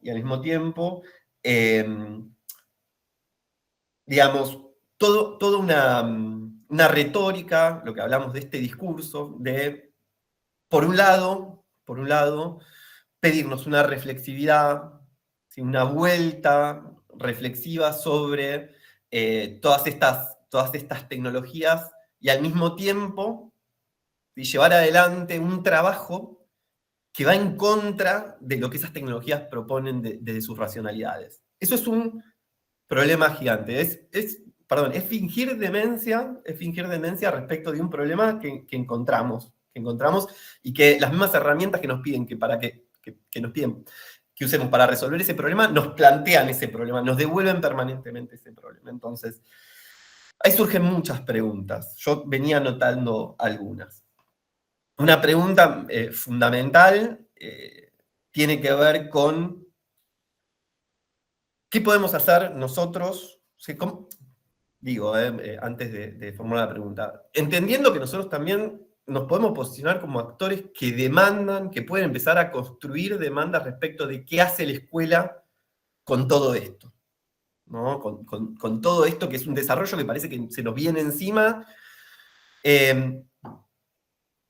Se puede pedir, se puede proyectar, ¿sí?, formación, diseños curriculares que tomen en consideración, ¿sí?, estos problemas. Se puede pensar en desarrollos tecnológicos e inteligencias artificiales, ¿sí?, que estén entrenados con datos que nosotros podamos curar, que el sistema educativo pueda curar, con algoritmos que sean comprensibles para nosotros, ¿sí?, y que puedan ingresar en nuestra práctica desde un lugar ¿sí? Que no sea absolutamente ajeno a nuestra comprensión. Hay lugar en el currículum para poner en diálogo los modos de leer y de escribir que nosotros proponemos como saberes, ¿sí?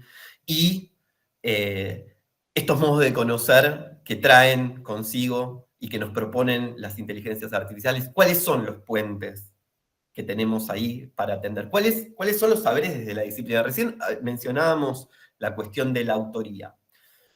También pensemos que las inteligencias artificiales generativas son tecnologías de la escritura, ¿no? ¿Sobre qué presupuestos están construidas estas tecnologías digitales? ¿Cómo se autorrepresentan? La antropomorfización de la inteligencia artificial. ¿Qué podemos decir desde la enseñanza de la lectura y escritura y la enseñanza de la lengua y la literatura, ¿sí? Como disciplina escolar, sobre esa antropomorfización? ¿Cómo se producen ciertos efectos de sentido? Eso nosotros lo trabajamos en lengua y literatura. Digamos, no hay objetos de enseñanza desde los cuales nosotros podemos interpelar, ¿sí? Estos desarrollos, y al mismo tiempo la pregunta de cómo están interpelando lo que nosotros enseñamos. Nosotros, a ver, cuando uno hace un corte, cuando hablamos de este corte sincrónico, este presente histórico, no un presente sistémico, coherente, sino un presente histórico, vemos que hoy en día uno va a una clase de práctica del lenguaje y hay un montón, no un montón, múltiples tradiciones escolares ahí funcionando, ¿sí? Un modo en el que se piensa la integración de las plataformas digitales y las inteligencias artificiales generativas tiene que ver con hacer como se hace afuera, incorporar prácticas de lenguaje, ¿sí? Que son auténticas. Este es un modo en que se han tamizado, está haciendo una mediación a través de la cual han ingresado muchos, ¿sí?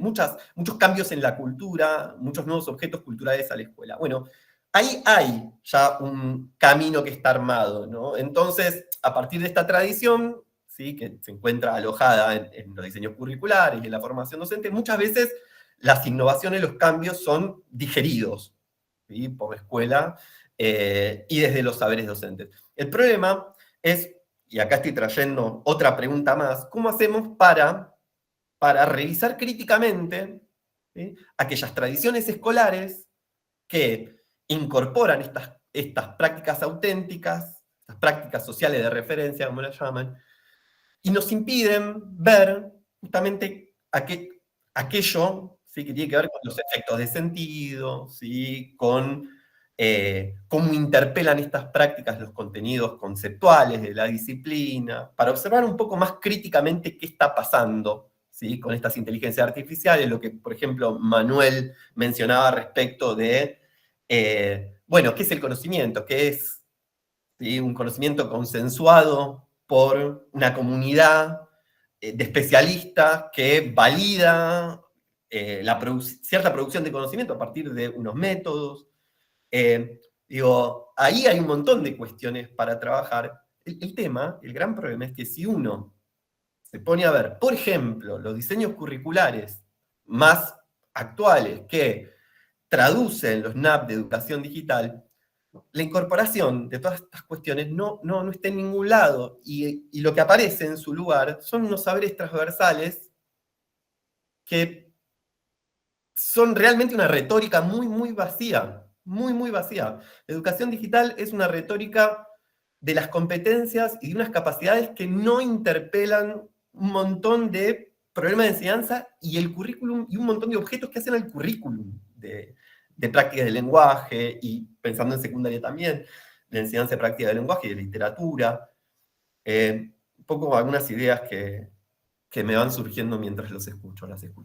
Hay varias manos levantadas. Paula me aparece en verde, así que me parece que serías vos la próxima. Bien, sí. Yo quería retomar algunas de las cosas que fueron surgiendo y sumar algunas mientras ibas hablando, Ale. Primero pensaba en esto cuando Manuel nombró a los Simpsons, que también hemos hablado en algún momento algo de los Simpsons. Pero me hizo acordar y lo linkeaba con lo que compartía Manuela de la literatura y todo esto. Nosotros, bueno, los docentes somos autorreferenciales, así que me voy a sumar a la autorreferencia. En el jardín nosotros hicimos hace poquito, con la excusa del Día del Lector y la Lectora, un trabajo sobre cuentos clásicos, ¿no? O sea, todo el jardín, nosotros trabajamos, esta idea que les compartía para mí es el lugar de la gestión, que tiene que haber un hilo conductor entre todas las salas, y solemos hacer eso. Bueno, el hilo conductor en esta ocasión, en torno a también la jornada de ESI, fue los cuentos clásicos. Para poder explorar un poco el bagaje cultural, ¿no? que traen. Hubo un debate, nosotros tenemos una vez por mes, hacemos encuentros entre docentes y debatimos cómo van a ser esas propuestas que se van a llevar, o sea, tratamos de pensar las líneas, y eso se acordó en esa reunión. Pero lo que me parecía interesante era que en esta reunión lo que surgió en torno a los cuentos clásicos era que no era solo conocer los cuentos clásicos, sino los guiños culturales que en muchas obras de arte, sean de la literatura posterior, sean películas, sean cuadros, sean artes plásticas, hay a los cuentos clásicos. Y que si vos no los conocés, no podés entender determinadas cosas. ¿Por qué me venía a la mente cuando lo dijo Manuel? Porque los Simpsons se la pasan haciendo guiños a cuestiones culturales que vos tenés que conocer para poder entender lo que está sucediendo ahí.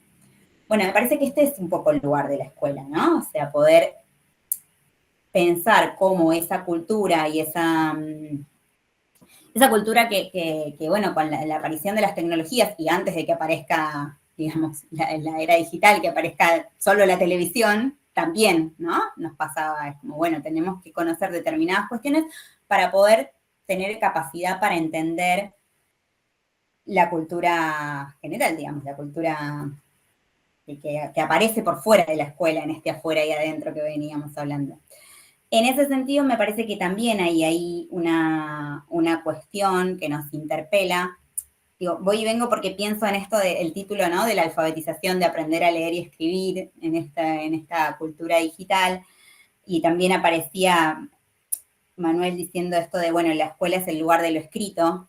Y yo pensaba, sí, la escuela es verdad, es el lugar de lo escrito. Hoy también tenemos una deuda con aprender a leer y escribir en dispositivos, ¿no? Porque ahora estábamos hablando de las inteligencias artificiales, del ChatGPT, de todo esto, que además para, bueno, poder preguntar, ¿no? En el ChatGPT vos tenés que saber cómo preguntar, porque si no, no lográs la respuesta. Entonces también hay que saber cómo hacer esas preguntas, y ese también es el lugar de la escuela. Más allá de esto que coincido, ¿no? Con dato y conocimiento no es lo mismo, y ahí hay que bucear, pero digo, hay que saber preguntar, ¿no? O sea, siempre hay que saber preguntar. Las tecnologías nos lo ponen de una manera más explícita, los criterios de búsqueda que tenés que tener para poder encontrar la información que estás buscando, digo, ¿no? Los criterios de selección que tenés que tener, eso es algo que, insisto, que me parece que hay que prestarle atención.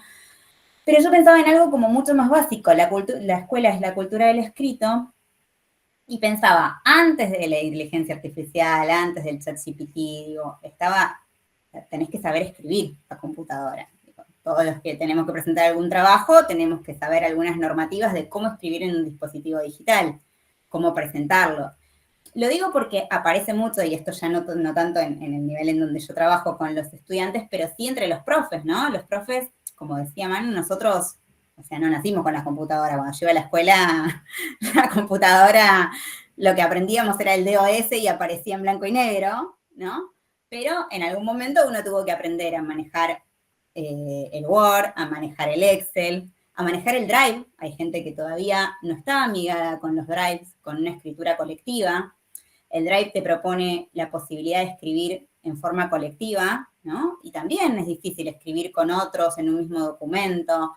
Digo, todas esas son cosas que tampoco podemos perder de vista, porque la tecnología va tan rápido que nos estamos preocupando, y que me parece bien la preocupación por las inteligencias artificiales, por el ChatGPT, pero también estamos quedando en deuda con algo mucho anterior que tiene que ver con cómo escribir en dispositivos digitales, cómo escribir en línea con otros, cómo digo, hay cuestiones que fueron quedando en el tintero por estos tiempos acelerados que proponen los dispositivos y las tecnologías digitales. Pero me parece que no las podemos perder de vista, porque después en las profesiones eso se pone en juego, ¿no? Y todos sabemos que, bueno, si uno va a hacer una carrera más científica o más académica, la preocupación no está tanto puesta en la inteligencia artificial, porque se supone que hay un compromiso, ¿no? Pero digo porque a veces, a mí me toca trabajar en una comunidad donde hay un montón de derechos vulnerados, ¿no? Y donde el acceso a las tecnologías y a la conectividad no es tan accesible. Entonces, hay cosas que la escuela tiene el compromiso de poner en paridad o de poner en la mayor paridad para toda la población, ¿no? Entonces, no todos y todas nuestros estudiantes viven en una casa donde hay una biblioteca, menos donde hay una computadora. En ese sentido también pienso, la deuda que tiene la escuela en acercar los dispositivos, porque es verdad que no es lo mismo escribir en una computadora que escribir en una tablet que escribir en un celular, ¿no? A mí me sucede que a veces nosotros nos manejamos tenemos en un Drive las planificaciones y todo. La docente que no tiene acceso a computadora es mucho más complejo poder desarrollar una planificación y poder poner todos los materiales que va a usar ahí, si quiere poner algún link, si quiere poner alguna imagen. No es lo mismo hacerlo desde una computadora que desde un dispositivo celular. Me parece que esa es otra de las cuestiones que también hay que pensar, ¿no? En cómo es la escritura en los dispositivos. En esto de, los modos de leer y escribir que compartían también cambian, ¿no? O sea, el hipertexto, o sea, los hipervínculos y cómo leer un texto que tiene hipervínculos también es distinto a leer en papel. Eso es otra de las cosas que también tenemos que... hay un montón de variables y de variantes que hay que tener en cuenta, pero que me parece que el acelere de los tiempos no nos puede hacer perder de vista determinadas cuestiones que no son de acceso común a toda la población y que es la escuela quien sí se tiene que ocupar de esas enseñanzas, ¿no? Y de asegurar esos procesos de aprendizaje.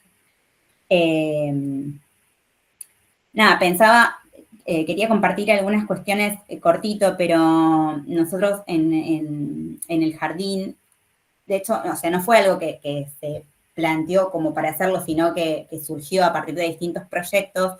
Pero cuando pensaba qué experiencias escolares hay, ¿no? En torno a las tecnologías digitales, empecé a recorrer un poco en estos años que fueron apareciendo, y aparecían, una producción con una sala de un cortometraje, de podcast, de tutoriales, de entrevistas, ¿no?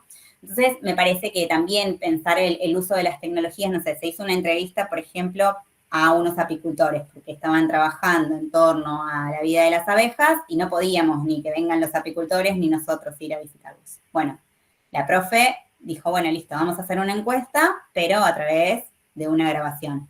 Pero para eso tuvieron que pensar las preguntas, escribirlas, definirlas. Hay todo un proceso de lectura y escritura que se hace y después todo un traspaso a un dispositivo digital, que no es lo mismo que lo que habíamos escrito en papel. Y así con cada una de las cuestiones en las cuales se incorporaron los dispositivos y las tecnologías. Entonces, hay algo ahí para que la escuela también interpele de cómo hacer uso.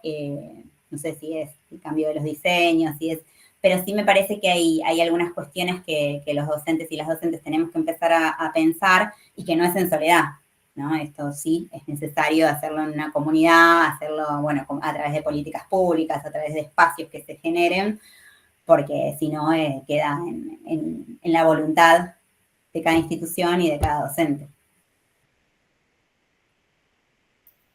Quiero decir varias cosas, pero voy a pasar la palabra a Erika, que está siguiente en la lista.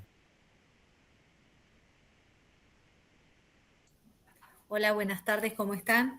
Mi nombre es Erika, soy de General Roca, provincia de Río Negro. Mil disculpas porque me pude enganchar, pero tarde. Así que algunas cosas fui recuperando y simplemente desde mi nivel, que es primaria, con 28 años de antigüedad, la verdad que tengo como para poder retomar algunos conceptos de la carrera, ¿no? Entonces se me venían en la memoria, por ejemplo, esto de consumos culturales, ¿no? El tema de vacío metodológico, de prácticas reflexivas, y en torno a eso quizás tendría para aportar que así como en la pandemia nos tuvimos que adaptar y tuvimos como que rediseñar nuestros modos y nuestras formas, creo que la inteligencia artificial nos invita a poder actualizarnos a este cambio de época y empezar a pensar juntos como comunidades de aprendizaje y en clave institucional este modo de poder avanzar.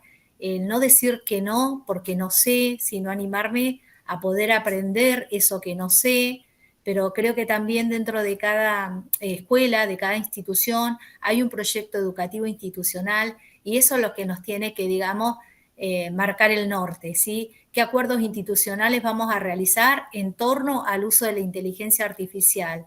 Estamos preparados, estamos capacitados y acá me parece que es abrir este trabajo en red con los institutos de formación docente, como para poder estar formados y poder estar a la altura de las circunstancias, porque también tenemos familias, así como son vulnerables y que quizás no cuentan con los recursos, tenemos otras que sí lo están y por ahí están mucho más avanzados en recursos, en formación, que por ahí las familias les facilitan. Entonces a veces queda como ese desfasaje entre lo que le queremos brindar y a veces hasta queda obsoleto el modo de enseñanza, porque hay escuelas que todavía estamos con el pizarrón y la tiza, mientras otras están con la pizarra, con la robótica. Entonces digo, hay como muchas cuestiones como para revisar hacia adentro, ¿no? Y poder pensar juntos, digamos, cómo le damos la batalla a esto nuevo que se va incorporando de manera tan acelerada que a veces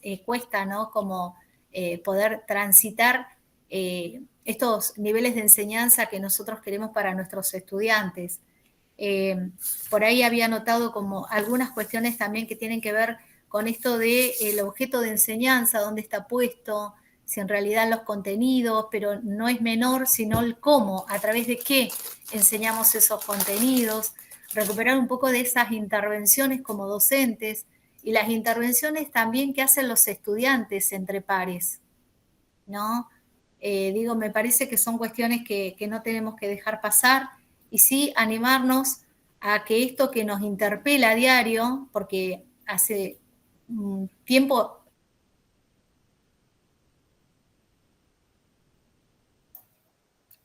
Erika, se cortó, no sé si todos están viendo lo mismo o es mi... Ok. Bueno, en todo caso, si Erika se reconecta, volvemos a hacer circular la palabra, pero seguimos con Anabela. Bueno, gracias, Ale. Bueno, celebro este encuentro, me parece que es espectacular que seamos tantos acá pensando estas cuestiones. Y bueno, tenía como algunas cuestiones para decir, pero en la medida en que fueron hablando, voy a recuperar algo que dijo Paula, que fue la última que habló, bueno, antes de Erika, que, digamos, ella habló justamente de ciertas herramientas, ¿no es cierto? Como documentos de Google, por ejemplo, que permiten trabajar de manera colaborativa la escritura que nuestros estudiantes manejan dudosamente, lo voy a decir así amablemente, y que me parece que tiene que ver con lo que decíamos al principio del conversatorio, esto del uso escolar y el uso familiar de las tecnologías, ¿no es cierto? Hay cuestiones, hay herramientas digitales, ¿no? Como este, ¿no? Como lo que sería un espacio de escritura colaborativa que se prestan más a la cuestión escolar que, por ejemplo, pienso yo, es una opinión, el uso de la inteligencia artificial como generadora de escritura, porque un poco me parece que ahí la cuestión,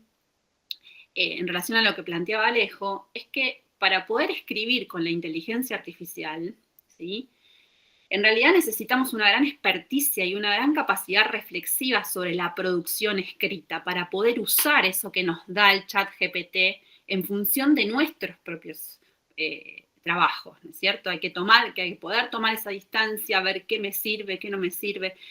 Y no es el modo, por lo menos en la escuela secundaria, no es el modo uso que le dan nuestros estudiantes. Es más como más a la antigua el copy-paste de Google, ¿no? Que antes era mucho más fácil de rastrear de dónde sacaban la información, que copiaban y pegaban, ahora no se puede rastrear, pero viene como un poco de la mano de esa cuestión, ¿no? De que Alejo decía recién, ¿no? Se habla de, digamos, la cultura digital como una cuestión transversal en los diseños curriculares, vinculado a la idea de competencia. Bueno, la escritura también está pensada en los diseños como competencia y sin mucha especificidad respecto de cómo se enseña a escribir, ¿no? A escribir en términos generales, ¿no? Después están estas especificaciones que venían haciendo en relación a escribir en medios digitales o escribir con la mano, ¿no es cierto?, en un papel. Entonces me parece que ahí, bueno, esto es una cuestión que compete sobre todo, yo soy de lengua, entonces por eso también me preocupa esta cuestión, compete sobre todo a un saber específico sobre qué es escribir y cómo hay que escribir, y bueno, lo que decía Manuel de las fuentes y demás. Y en relación con lo que planteaba Manuel, y también lo que venían diciendo, me parece que esta mirada sobre la escuela, de poner pausa, de recuperar un tiempo lento, es fundamental para poder volver a instalar, creo yo, estas cuestiones de, bueno, vamos a aprender a leer, vamos a aprender a escribir, que son procesos que llevan muchísimo tiempo, que no son inmediatos como por ahí es el TikTok o es, ¿no? Y que están muy lejos por ahí de las formas en las que nuestros estudiantes hoy en día consumen cuestiones culturales, ¿no es cierto? Entonces, bueno, nada, me parece que es eso, ¿no? Como fundamental, la idea de recuperar la escuela también como un espacio de diálogo, de encuentro, donde se pueda pensar en conjunto, de manera colaborativa, que es algo que también se está perdiendo por esto de que cada uno está metido adentro de su telefonito y no puede ver o escuchar al otro. Y no me quiero olvidar de decir también de las bondades de las tecnologías, digo, porque desde el punto de vista docente, esto que también decía Manuel, ¿no? De la pantalla vertical, esa es una herramienta fundamental de trabajo, creo yo, porque también pensando en la diversidad que tenemos hoy en las aulas, ¿sí? Lo digital nos permite crear accesibilidad, y eso es fundamental, o sea, nos permite mostrar un contenido de distintas maneras, con distintos accesos, desde lo gráfico, desde lo visual, desde lo auditivo, desde lo audiovisual. Y eso solo lo podemos hacer con las tecnologías. Entonces, bueno, me parece que eso también es una cuestión que hay que poner sobre la mesa a la hora de pensar qué hacemos con las tecnologías adentro del aula. Eso, gracias. Muchas gracias, Anabela. Erika ya está presente de vuelta, ¿eh? Bueno, vamos a seguir y retomamos al final, así no se corta. Manuel, te damos la palabra. Bueno, por ahí esto, para retomar algunas cuestiones, pensaba en una de los, y para retomar también un poco el moto de la conversación, que era lectura y escritura, y yo por ahí me colgué hablando de la cultura digital en general. Hay uno de los grandes problemas de lectura y escritura que uno encuentra, digo, para situarnos un poco donde estamos parados, los pibes no ponen mayúsculas ni tildes. Escriben Brasil con Z. O sea, los pibes naturalmente escriben Brasil con Z. Eso tiene que ver, por supuesto, con que la cultura digital, atravesada por lo anglófono, escribe Brasil con Z, y para eso Brasil se escribe con Z. En la enorme mayoría.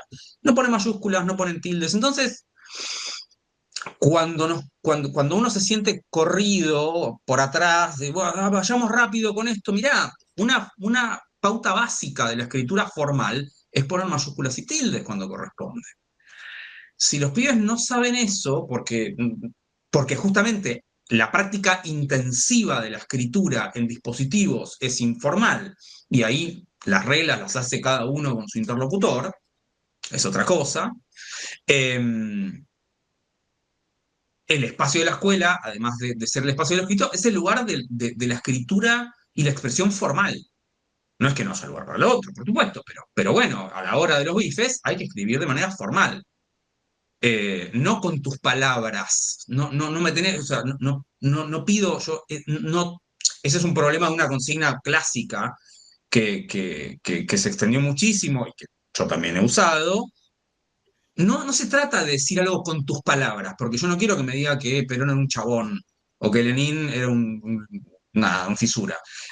Lo que necesito es que hablen con cierta terminología, ¿no? Pero a partir de textos e ideas que puedan armar, mejor dicho, a partir de ideas que ya existen, con términos que ya existen, pero armando un texto original y propio.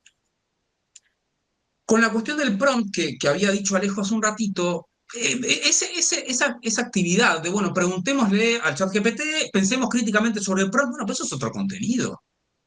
Ahí no estamos trabajando historia, ahí estamos trabajando, bueno, un uso crítico de la tecnología, que está bárbaro, pero no es historia eso, o biología, o lo que creo que es.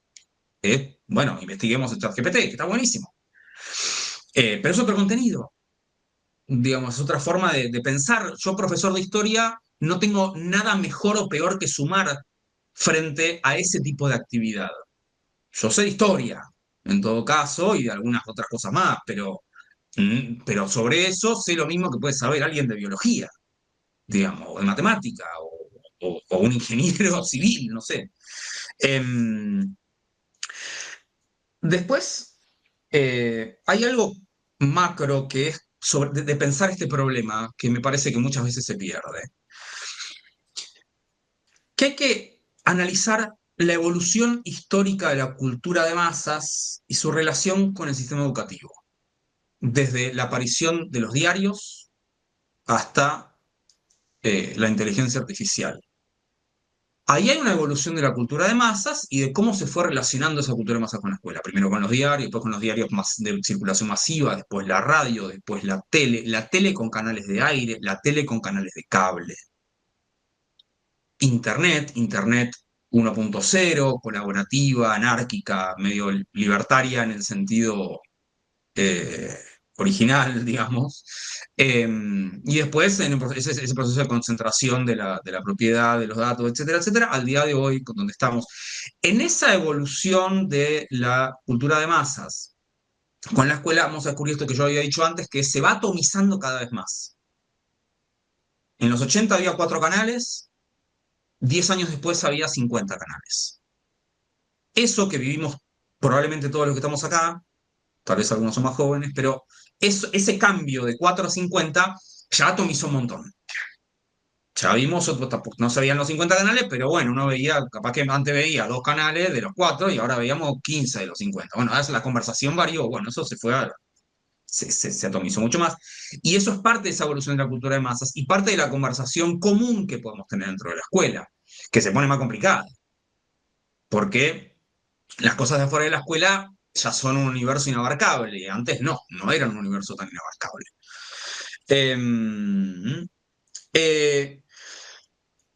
Y una cuestión también sobre lo escrito y lo que hace la escuela con eso, y este mandato de tenemos que incorporar esto, porque si la escuela si no es obsoleta. Bueno, perdón, volviendo al anterior. En esta evolución de la cultura de masas, cuando la escuela se apropió de lo escrito para distribuirla masivamente, no tenía el problema de la obsolescencia. Si ponemos pantallas en la frente de las aulas, que sirve muchísimo para esto que decía Anabela, para explicar, por ejemplo, cómo está organizado un artículo de Wikipedia, los hipervínculos que decía Paula, ¿no? Cómo están puestas las imágenes. En el artículo de Wikipedia tiene toda una pestaña donde muestra la conversación que lleva, todas esas cosas que son parte de la alfabetización mediática, que está buenísimo, mostrar incluso en YouTube, que la parte de los comentarios, cómo funcionan los likes, etcétera. Para eso está buenísimo la pantalla, pues si cada pibe está con su celular, no, se va todo el cuerno otra vez, pero con la pantalla de frente, viendo todo lo mismo. Bueno, pero no estaba el problema de la obsolescencia. Estas cosas se rompen a los 5 años, o a los 10 ya son inútiles. Tenemos toneladas de computadoras de conectar igualdad que, lamentablemente, no tuvieron una actualización, porque son de la primera ola, y bueno, están ahí, juntando polvo. Aunque haya algunas iniciativas, tal vez una iniciativa que se deba a la política es recuperar toda esa cantidad de chatarra para volverla a poner en funcionamiento, digamos. Eso es algo interesante, la cuestión de reparar. Porque la cuestión de la cultura digital, además, tiene esta cosa de la obsolescencia programada, y eso, aparte, emula otro tipo de cosas, el fast fashion, ¿no? Todas estas cuestiones del descarte permanente, y tenemos que la escuela, una de las conversaciones que no estamos teniendo es cómo la escuela debería volver a enseñar a reparar. Yo soy militante de que vuelvan las actividades prácticas a la escuela. Hay que enseñar a coser en la escuela, hay que enseñar carpintería en la escuela. Otra vez, como hace 50 años, que parecía una cosa como medio extraña y ahora, bueno, hay que aprender a reparar. Y Manuel, dicho perdón, esto, sí, no te sí. quiero, estamos Perdón, llegando no, igual al yo final me para ir estoy cerrando. No, me estoy yendo. cerrá y te damos tiempo. No, lo último es, con la escuela, un día Alejandro Morduchowicz, que se dedica a la economía educativa, el presupuesto y qué sé yo, nada que ver con esto, me dijo, tal vez todas estas cosas de que te corren atrás de la escuela es obsoleta, la escuela ya no hace esto, la escuela se queda desactualizada, tal vez no hace falta actualizar tanto la escuela. Digo, la cuchara la estamos usando igual hace 20.000 años. Es el mismo objeto. Tal vez la humanidad dio en en el formato de la cuchara con algo que no hacía falta transformar demasiado. Tal vez en la escuela haya algo de un espacio, una institución donde circula una conversación sobre algunos temas comunes que están seleccionados, y esa conversación es inherentemente humana, entre personas de distintas generaciones. Tal vez eso, ese núcleo, no requiera tanta vuelta para darle. Es eso en definitiva. Podemos discutir los temas, pero es eso. Y no está mal. Es más, es hermoso, es bello, es riguroso. Entonces, algunas cosas mirá, funcionó. No es que no funciona, funcionó. Y por supuesto, la escuela de hoy no es la misma escuela que hace 15, 20, 30, 40, 50 años. Cualquier exalumno que entra a mi escuela, que son unos señores chetos del barrio Recoleta, entra a mi escuela y ve Marte. Para eso son marcianos los pibes que están hoy en la escuela.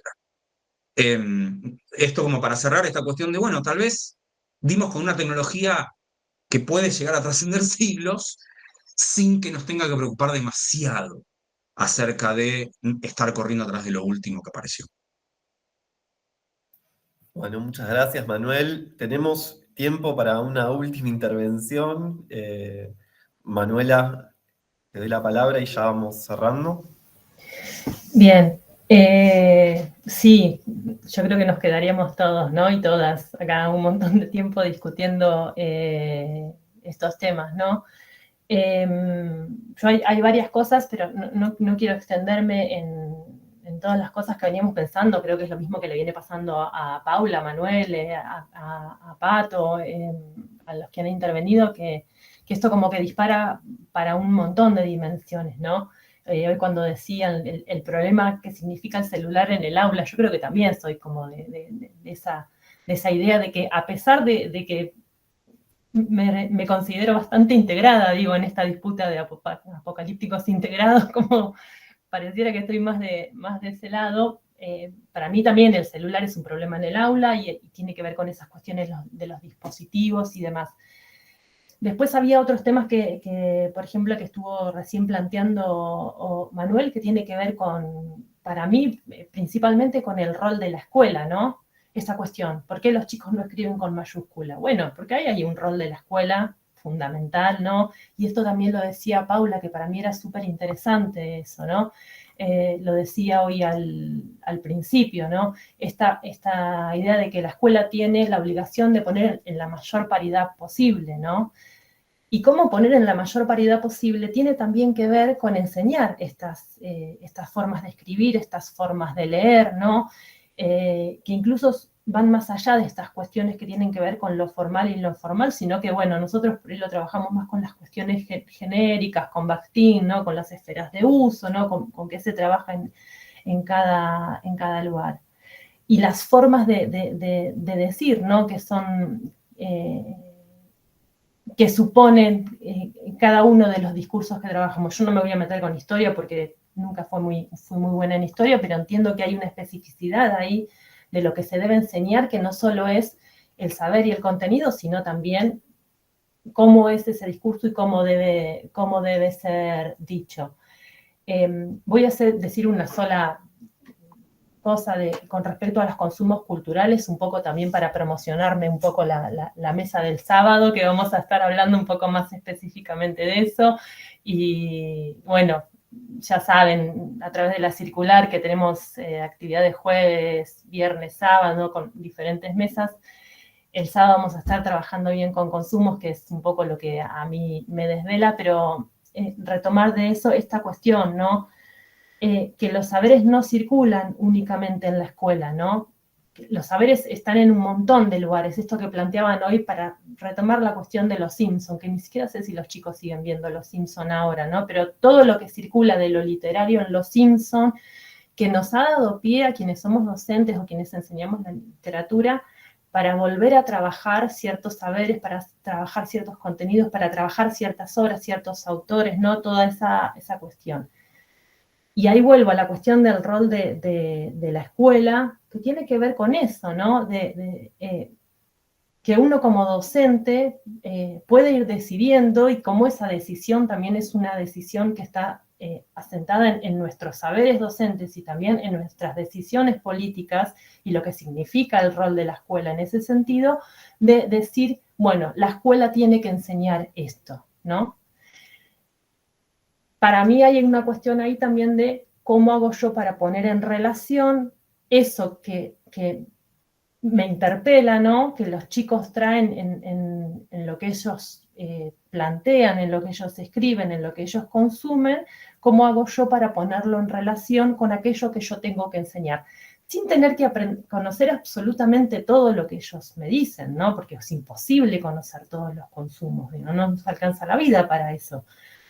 Pero sí desde este lugar que planteaba hoy Alejo, que tiene que ver un poco con esta perspectiva etnográfica, ¿no? Con conocer la escuela, con conocer el cotidiano, con conocer eso que hay ahí, que es la heterogeneidad de cada una de las escuelas, ¿no? Y poder ahí como captar qué resulta recurrente, ¿no? ¿Qué puedo yo encontrar en muchas escuelas que puedo recuperar, incluso quienes trabajan aquí en más de una escuela, ¿no? Bueno, o en los diferentes niveles educativos, ¿no? Que yo puedo encontrar incluso cuando las escuelas son muy diferentes, ¿no? Cómo encontrar desde mi lugar de docente, ¿no? Esta cuestión de rejerarquizar el rol de los docentes, ¿no? Desde sus investigaciones cotidianas, desde lo que todos pensamos en el aula todos los días, tratamos de darle forma a esa cuestión de lo heterogéneo, encontrando estas recurrencias, ¿no? Es decir, bueno, ¿qué tiene de común la escuela? ¿Qué tiene que enseñar la escuela? ¿Cuál es el rol que se supone que tiene que tener la escuela? No sé si fui clara, pero bueno, un poco la intervención mía que quería ir por ese lado. Bueno, muchas gracias, Manuela. Muchas gracias a todos y a todas. Es una conversación que se abre, que no termina acá, que vamos a seguir sosteniendo desde la UNIPE, desde la carrera. Hay varios puntos que hemos tocado muy, muy sensibles, que vamos a seguir viendo en otras mesas de las jornadas, y también en la red que va creciendo de a poco y que va a incorporar esta temática a partir del año que viene, seguramente. Me gustaría seguir charlando. Hay varias que levantaron la mano y quedaron con sus intervenciones suspendidas. Quedará para un futuro encuentro. Les agradezco a todos y todas muchísimo por la participación, y en particular a Paula, a Manuel, bueno, a Patricia, que se tuvo que retirar, a Manuela. Ha sido un gusto poder conversar. También avisarles que hemos grabado este conversatorio, van a poder disponer de él muy pronto, me imagino que por el canal de la UNIPE, así que bueno, nadie se lo va a perder. Y me estoy mordiendo la lengua porque hay tantas cosas para decir, pero bueno, mejor así, nos quedamos con ganas de más.